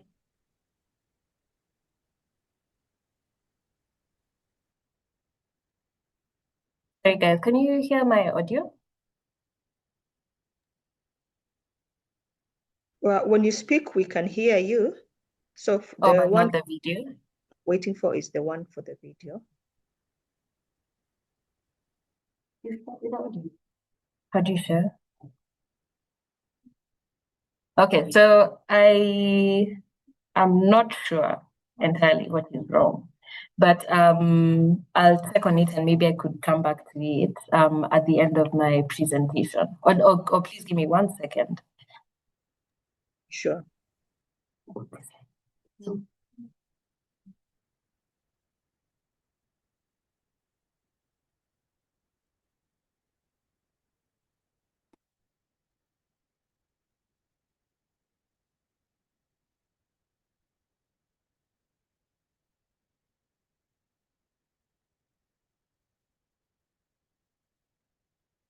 Okay, I think we should be good now. Just give me a thumbs up if you can hear me. Right now, across Kenya, there are incredibly talented and hardworking doctors making impossible choices with very few resources. They're watching patients suffer, not because they don't know enough, but because they don't have access to the right information when they need it. Afya Jama solves that problem. It levels the playing field, and it means that where you live or how much money you have doesn't determine whether you get good medical care. So I hope you were able to hear that. That's one of our doctors on the team. Her name is Effie Wambui. Just speaking about the type of problem we are trying to solve with Afya Jema. So as I mentioned, we started last year, mid last year. We were part of the 2025 google.org Generative AI Accelerator cohort that aims to address barriers that prevent people from harnessing the full potential of generative AI, whether it be resources or whatever it is. So this year, in 2026, we've piloted in 6 clinics, 6 of the Aga Khan University outreach clinics, just to test the tool in a real clinical setting, and also to gather feedback from these doctors in terms of the responses they're getting, the conditions that we've covered, and just basic areas for improvement. But as we go along, we are wanting to include more and more clinics and also providers as we continue to build a tool that is actually useful within our context. So that's it for me. I think I can stop there and see if there are any questions from the audience. Thank you.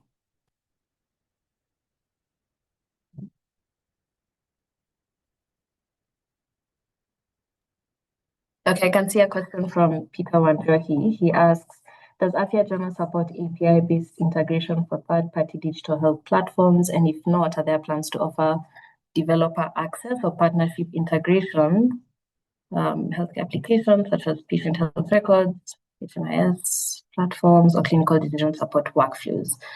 Okay, so right now, Afya Jama operates as a standalone web platform, meaning it is not integrated with other third-party platforms, as well as our own EHR, electronic health record system, here at the hospital. Now, for us, our main priority was the guidance that we are giving these doctors, because in a lot of rural and peri-urban settings, these clinical officers don't have a supervisor or an immediate senior who they can consult. So that is sort of the position we want to place Afya Jema, where they have a trusted source that is trained on medical guidelines to consult. However, to answer your question, Peter, we do hope that in the future we are able to integrate it at least with our EHR and maybe other relevant digital health platforms, depending on the relevance, as I said. Abdinasir is asking for contact information. Yes, I shall give you the contact information.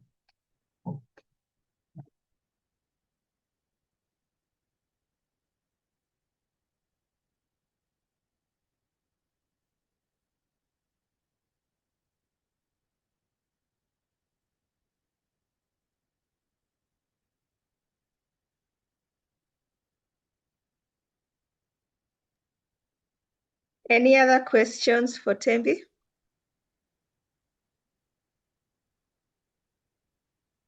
So Clifford is asking, do you have to structure the prompt in a particular way to get a good response? That's a good question, Clifford. So what we've done over the last few iterations is that we've been keeping track of our backend prompt to see how it affects the kind of responses that the doctors receive. So yes, we do have to structure, sorry, let me pause first. When you say prompts, do you mean the prompt on the backend or the prompt from the doctor, the question that the doctor is asking?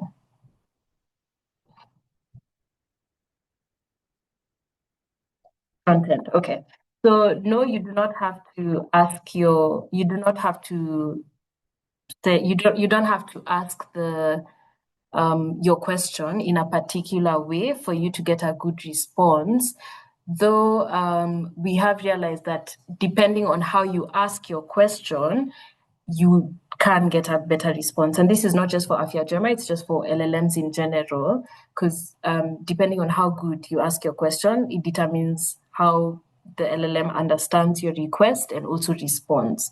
But for Afya-Jema, it is not specific. There's not a specific structure. Ikran Mohammed is asking, have you looked specifically at how Afya-Jema handles the Swahili language side, separate from clinical accuracy? Ikran, so we do not we have not enabled we don't have a multilingual aspect for Afya-Jema. Right now, it's only in English. When we do reach that point, please look for me and I can give you an answer then. Abreen is asking, is Afya-Jema being designed mainly for the Kenyan context, or is there a plan to expand it across the region, including Uganda? And if so, how would the tool adapt to country-specific clinical guidelines, regulatory requirements, and local health system workflows? So right now, Abreen, we are starting with Kenya specifically, because that's where the Data Innovation Office at AKU is based. We are based primarily here in Kenya. So yes, we are building for the Kenyan context. However, I think the architecture that we are building with Afya-Jema can serve as a blueprint for other African countries who are looking to do the same. Because if it's your medical corpus, you could switch out the Kenyan the Kenya Ministry of Health guidelines with the Ugandan Ministry of Health guidelines. So if the architecture is in place, then it is replicable across different countries and different settings. So that's our goal. Even though right now we are building for Kenya, what we are focusing more to tailor to the context is just the guidelines. Everything else can be replicable to other countries or other clinical settings. In terms of regulatory requirements, I think that would be a case-by-case basis, depending on how similar other countries' regulations are to ours. And in terms of workflows or integrations, as I mentioned, we haven't integrated it with any EHRs. Right now, it's a standalone platform.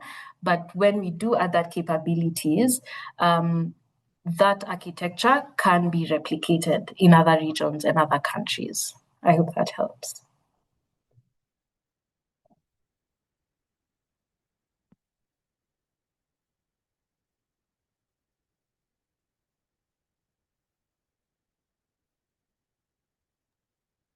Any other questions for Thembi?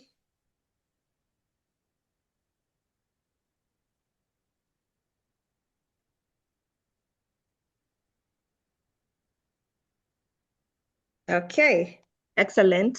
Let's appreciate Thembi's presentation. That was an amazing presentation. I personally, once I get some time, I would want to interact with Afegema and just explore the opportunities and how it works. So thank you very much. Thank you, Barbara. Tembi and the AKU team. Thank you. Thank you. So at this point, I have a question for everybody. Is it a question, really? It's an invitation to get thoughts from all our participants. So I'll share the thoughts that I have in mind. It would be nice to hear from your different experiences. And then I would invite any willing participant who would want to speak into any of this to do so as we just try to get relevant insights into the way forward.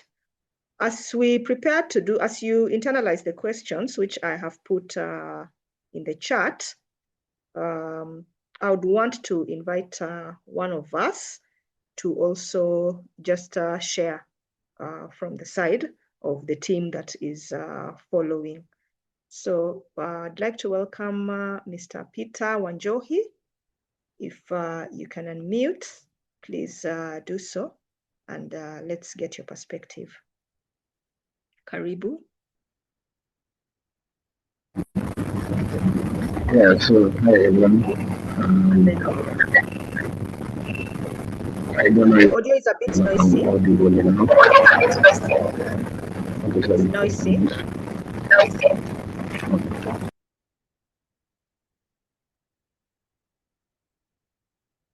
Okay. Peter, you let us know once the technical hitch has been fixed.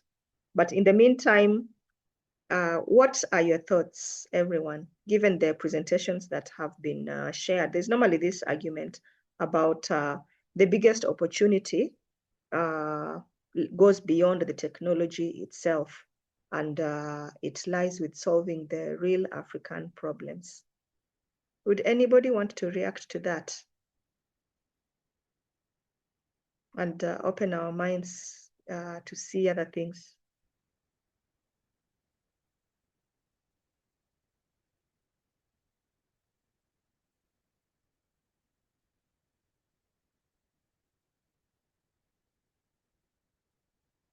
Thomas?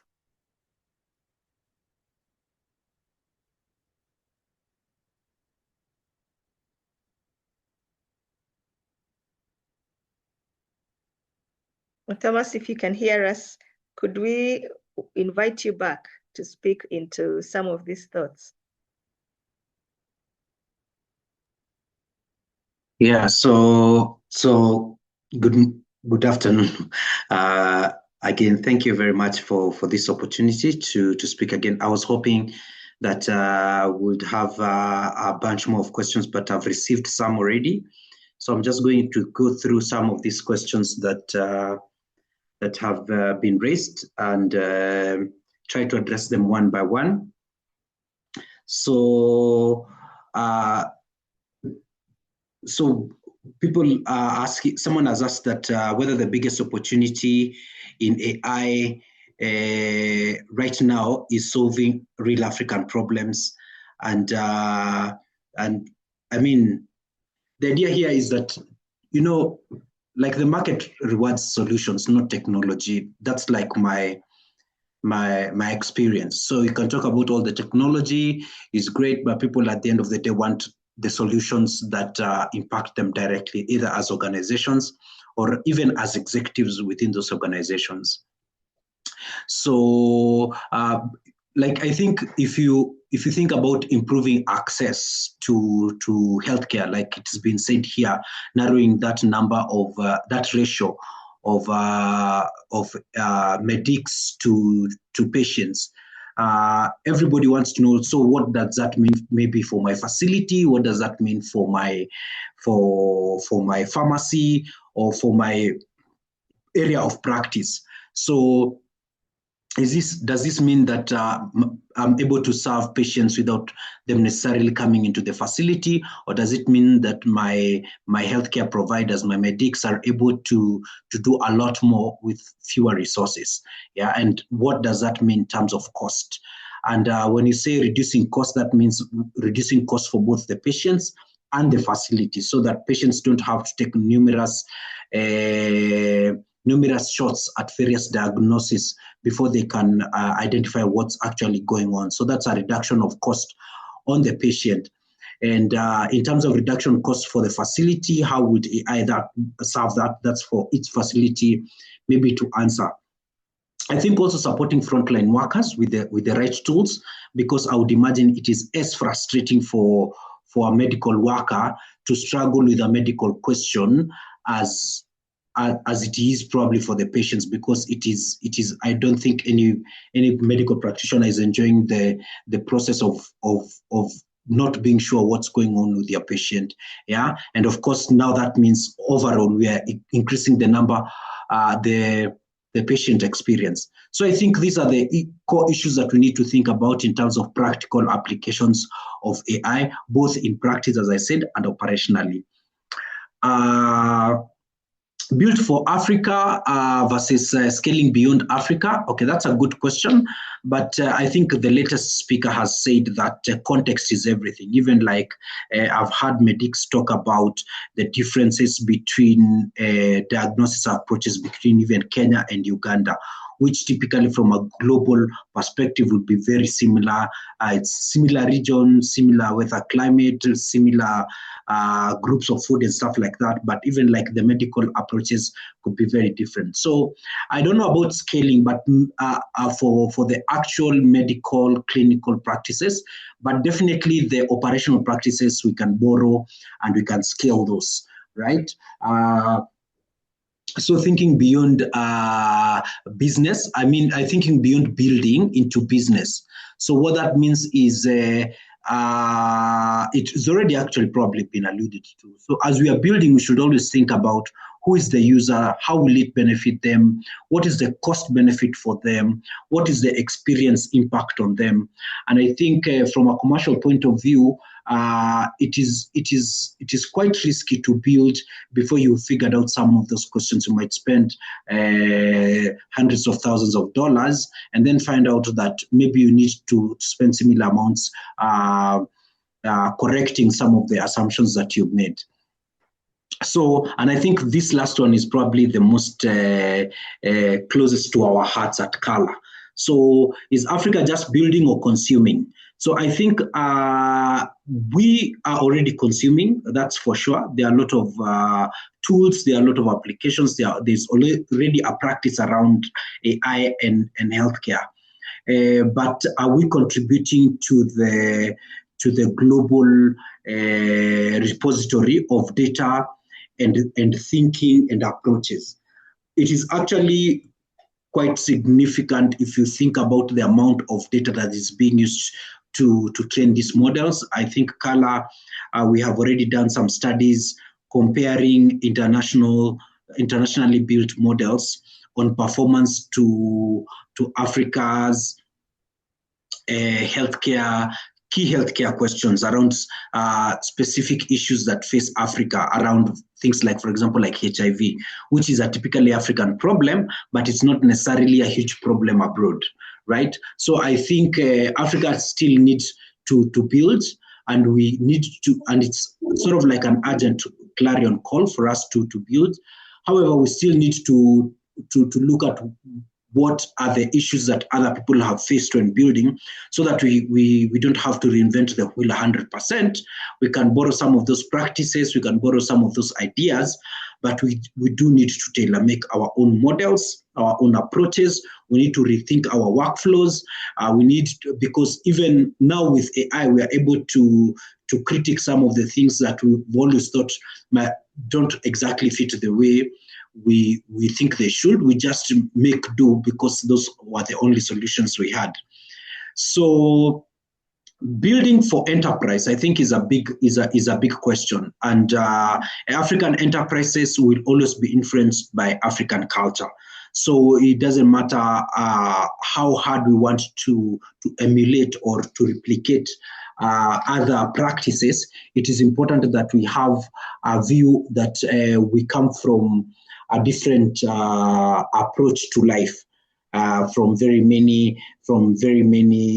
angles. I'm yet actually to even hear a debate around African alternative medicine approaches within healthcare and the use of AI to bolster that and to help blend that with the conventional medical practices. So those are the kind of questions that we should be bold enough to ask. Because this Silicon Valley approach might not always be the best to copy and paste to our context. Yeah, we need to deeply understand our local healthcare challenges, and have the courage to build solutions that we can use ourselves, but also what the world can borrow based on our own ingenuity. I think that will be my reaction to some of those questions. And we are happy to continue with this conversation. But for now, those are the ones that I think I could address. Back to you, Barbara. Amazing. Thank you for that, Thomas. I always like to learn a lot from Thomas. I mean, commercial is just a very interesting space. And the moment I have any opportunity to learn, I really appreciate that. So thank you for sharing with more of us today. I also see some insights from a gentleman here, John William, that there's also the aspect of thinking globally and building locally. John, do you want to expound before I invite the next innovator?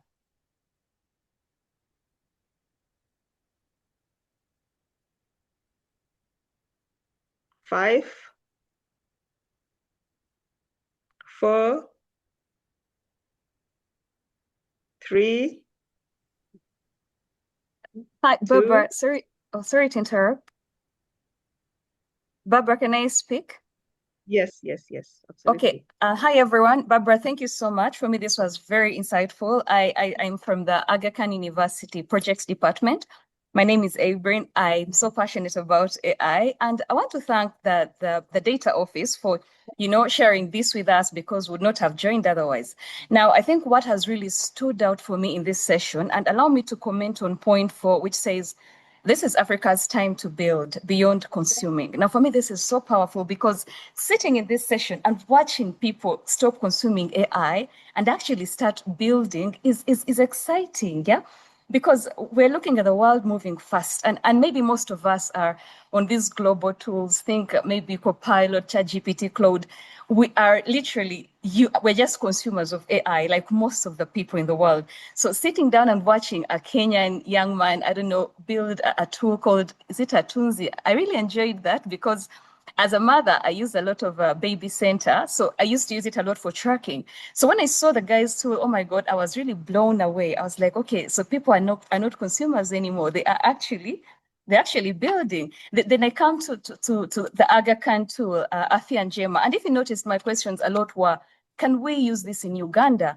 Because if we're looking at building, maybe my submission would be, how can we look at these tools, have like this context that goes globally? Someone in the US should be able to use this tool.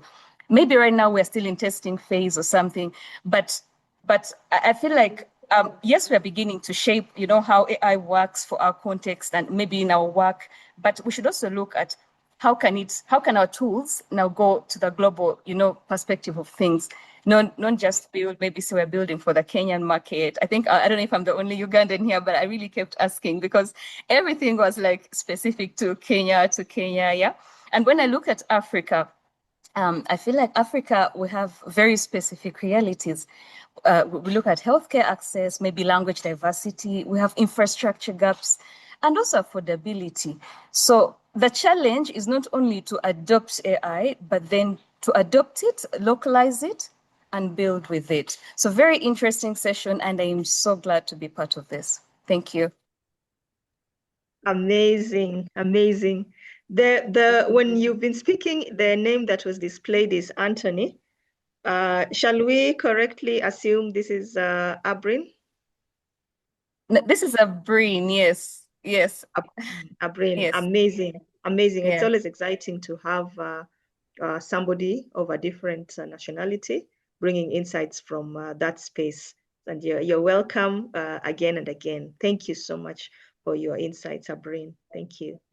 So at this point, and we are at the tail end of today's program, I would like to invite another presenter, and he is going to share, and then hopefully we'll get the question answer within the remaining time that is left before we wind up the program. So ladies and gentlemen, help me welcome Mr. Augustine, who also is going to share new innovation. Mr. Augustine Narokwe, karibu sana. Wow, thank you so much. I don't know, am I audible? You are audible. Right. Thank you so much, Barbara. My name is Augustine Narokwe, a public health data scientist at Savannah Informatics. And I'm so happy to be here and participate in this conference. A lot of insights, really significant insights on what artificial intelligence can do to our healthcare ecosystem. So I will go on and share my innovation.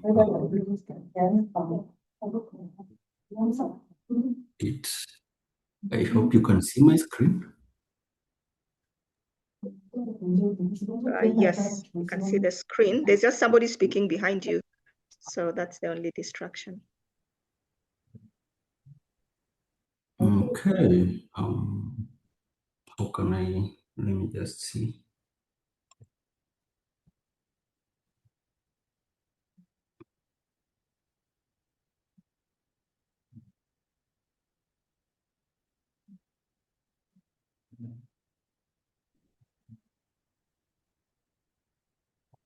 Okay, all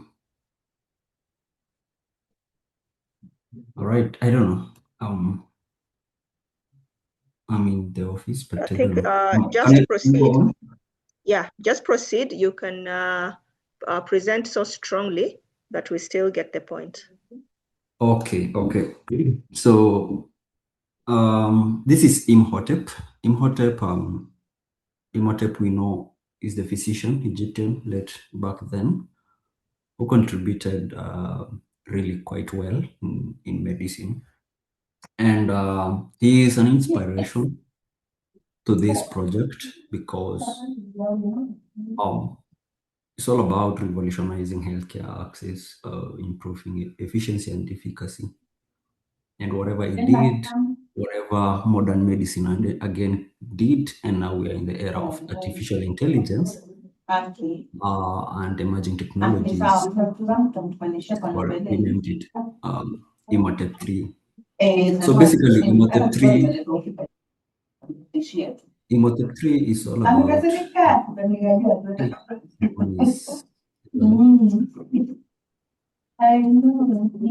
someone should mute Clifford.word, please. Maybe you can mute.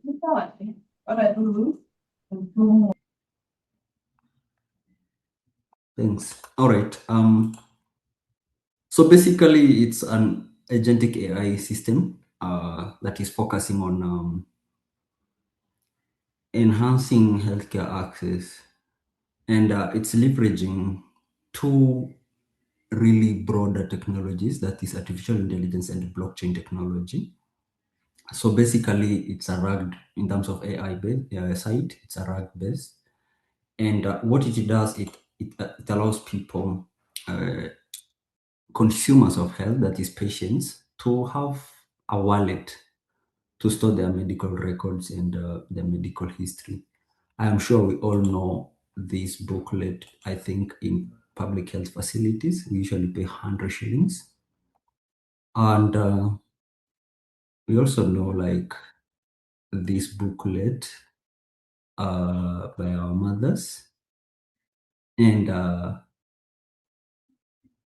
when you look at the personal health information or personal health medical history, is usually fragmented. And these booklets get lost, and that means continuity of care becomes really unachievable.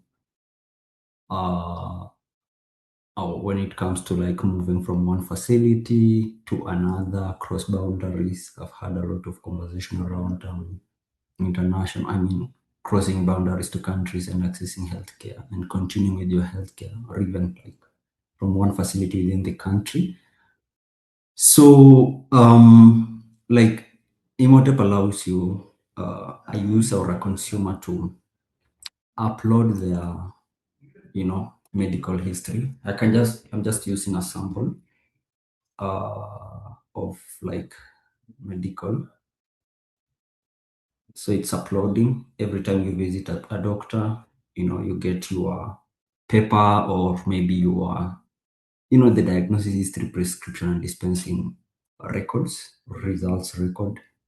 At the end of the day, sometimes they are not accessing, but we are moving towards personal health information and personalized care. And I believe with all stakeholders, providers, we are moving towards like giving power back to people, access their medical records, so that we can have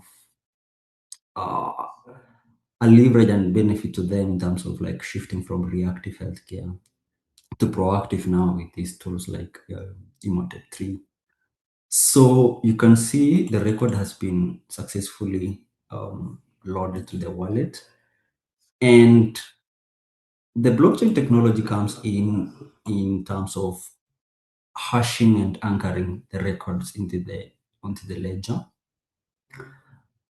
It's coming in because we have an issue in terms of I think the keynote speaker touched something about governance and ethics and trust and deletion of data and all that. And we all know, maybe not, but blockchain is really coming in to like complement AI in terms of like data provenance and tamper proof and evidence, ensuring that data is not like persist. So it's off-chain storage. What I mean by off-chain storage is that the DB, the databases, the data will remain in the databases, but the hash will go to the blockchain technology. The ledger we are using is XRP ledger for persistence, so that anything that changes on the DB, we can always know auditability and all that. And by the way, one aspect that really is critical when it comes to even inter countries health access, like when you go to Uganda or any place, it's all about persistence of data and accuracy of your record, so that the providers can like give you like quality healthcare. So this blockchain is coming up to like that data provenance and immutability aspect of it. And we also have decentralized finance aspect, whereby we reward like loyalty points, and you can see like they earn like 20 IMT tokens, because like just first uploading their medical records to the wallet, you get something. And someone was asking a question of how we can leverage artificial intelligence and these emerging technologies to try and do something around affordability of healthcare. And you can see like now the guy has like 20 tokens, and we will see later, because now when you come here, you can see like it's tied to like the insurances. You can't like go and take Ugali with the tokens. By tokens, I mean it will have some stable coins and cryptographic nature. It's stable. We're not going to crypto, but stable coins aspect. it will have like that loyalty points conversion and be able to help you like pay your premiums. So for instance, like CIC insurance gives you like 900. I mean the premiums you are required to pay like 900 per month. These points like automatically help you like do the conversion and help you like reduce to like you can now pay 700. So something futuristic, but really important in these times of like economic issues and all that.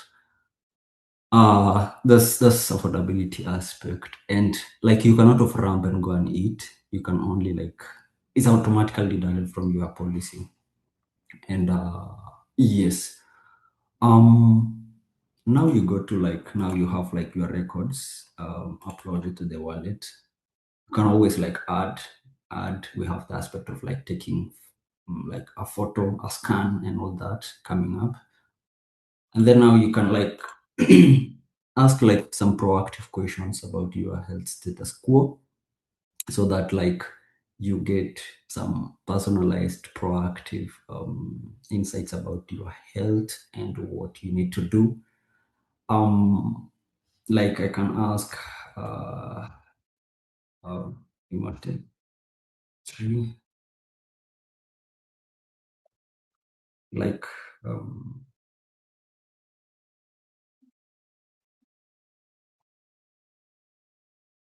about my health status quo, any health risks.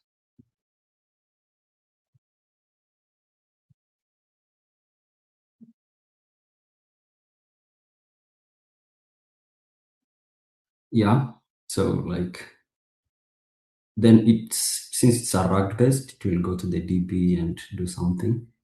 So Jumbo, I am doing well. Thank you for asking. I have accessed your stored health records and I see that you are Amina, like 26 years old, female and all that. Based on your recent antenatal at Kangemi Health Center, blood pressure is this, which is slightly elevated. I recommend talk about the anthropometric metric here, weight.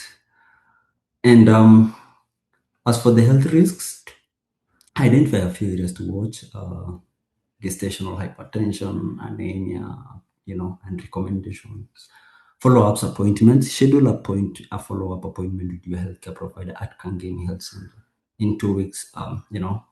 Iron supplements. Monitor your blood pressure, and remember, it's essential to consult with your provider for personal advice. If and another aspect of healthcare access is usually distance. For public health, a lot of professionals around health access pillars is distance, and you're trying to integrate like a network of providers, and the system can be able to like pull nearest available provider nearest you and recommend like this guy has some slots in terms of the appointment the appointment schedule, and go on and recommend you to go on and book an appointment to the nearest provider. You can see Aga Khan University, and they are accredited. I mean, like they're good guys. Or they have capacity, and they are ready to like work on this. And when you see we are trying to shift from reactive healthcare access to proactive healthcare access, and ultimately trying to improve healthcare outcomes for consumers across the country and even globe. So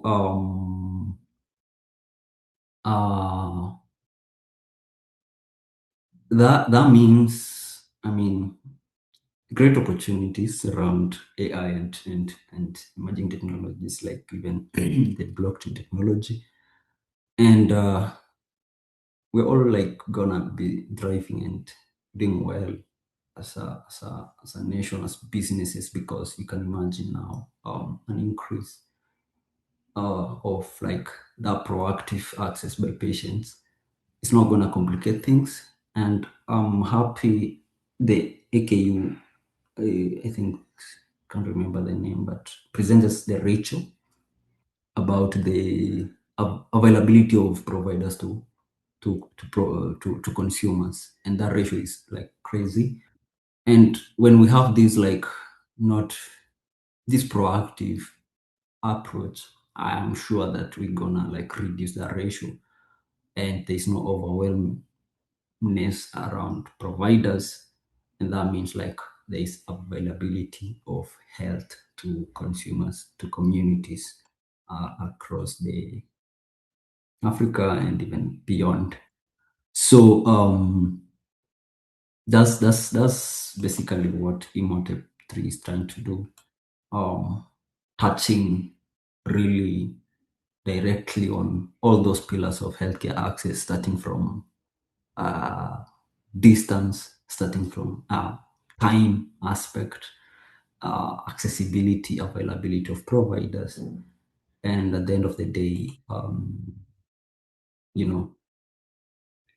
quality of healthcare. So yeah, that's it.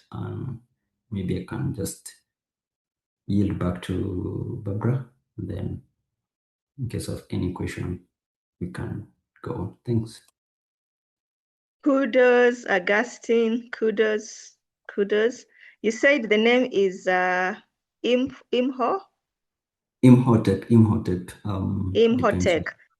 Excellent. Imhotep. Yeah. IMHOTEP. Imhotep. Imhotep 3. You can just Google it. I don't know. Was it not visible? I'm trying to pull it from the charts. Just the same way we've discussed the various innovations, and we are trying to, while the names are still on top of mind. Imhotep 3. But excellent. Feel free to share it in the chat. I have already. Yeah, ladies and gentlemen, help me to appreciate Augustine. And as you do that, we have come to the end of today's program, and it was one amazing session. I feel like I'm also inspired to create, something. I can just start small and then come and learn and collaborate the way Alan told us, so that it can grow, get peer insights, position it for marketing the way Thomas Chanua does. And I like the final presentation because it's a reflection of the local ground so much. So this was an amazing session. And I'd like to thank you, each and every one of you, for your time and contribution. And, just observing the way you're sitting through the sessions to learn is very inspiring. It really inspires everyone and the rest of us. So we are going to share the resources. I will start that process by putting some links in the chat. These are some resources. I've used the term from today's session, but I know from today's session has a lot more.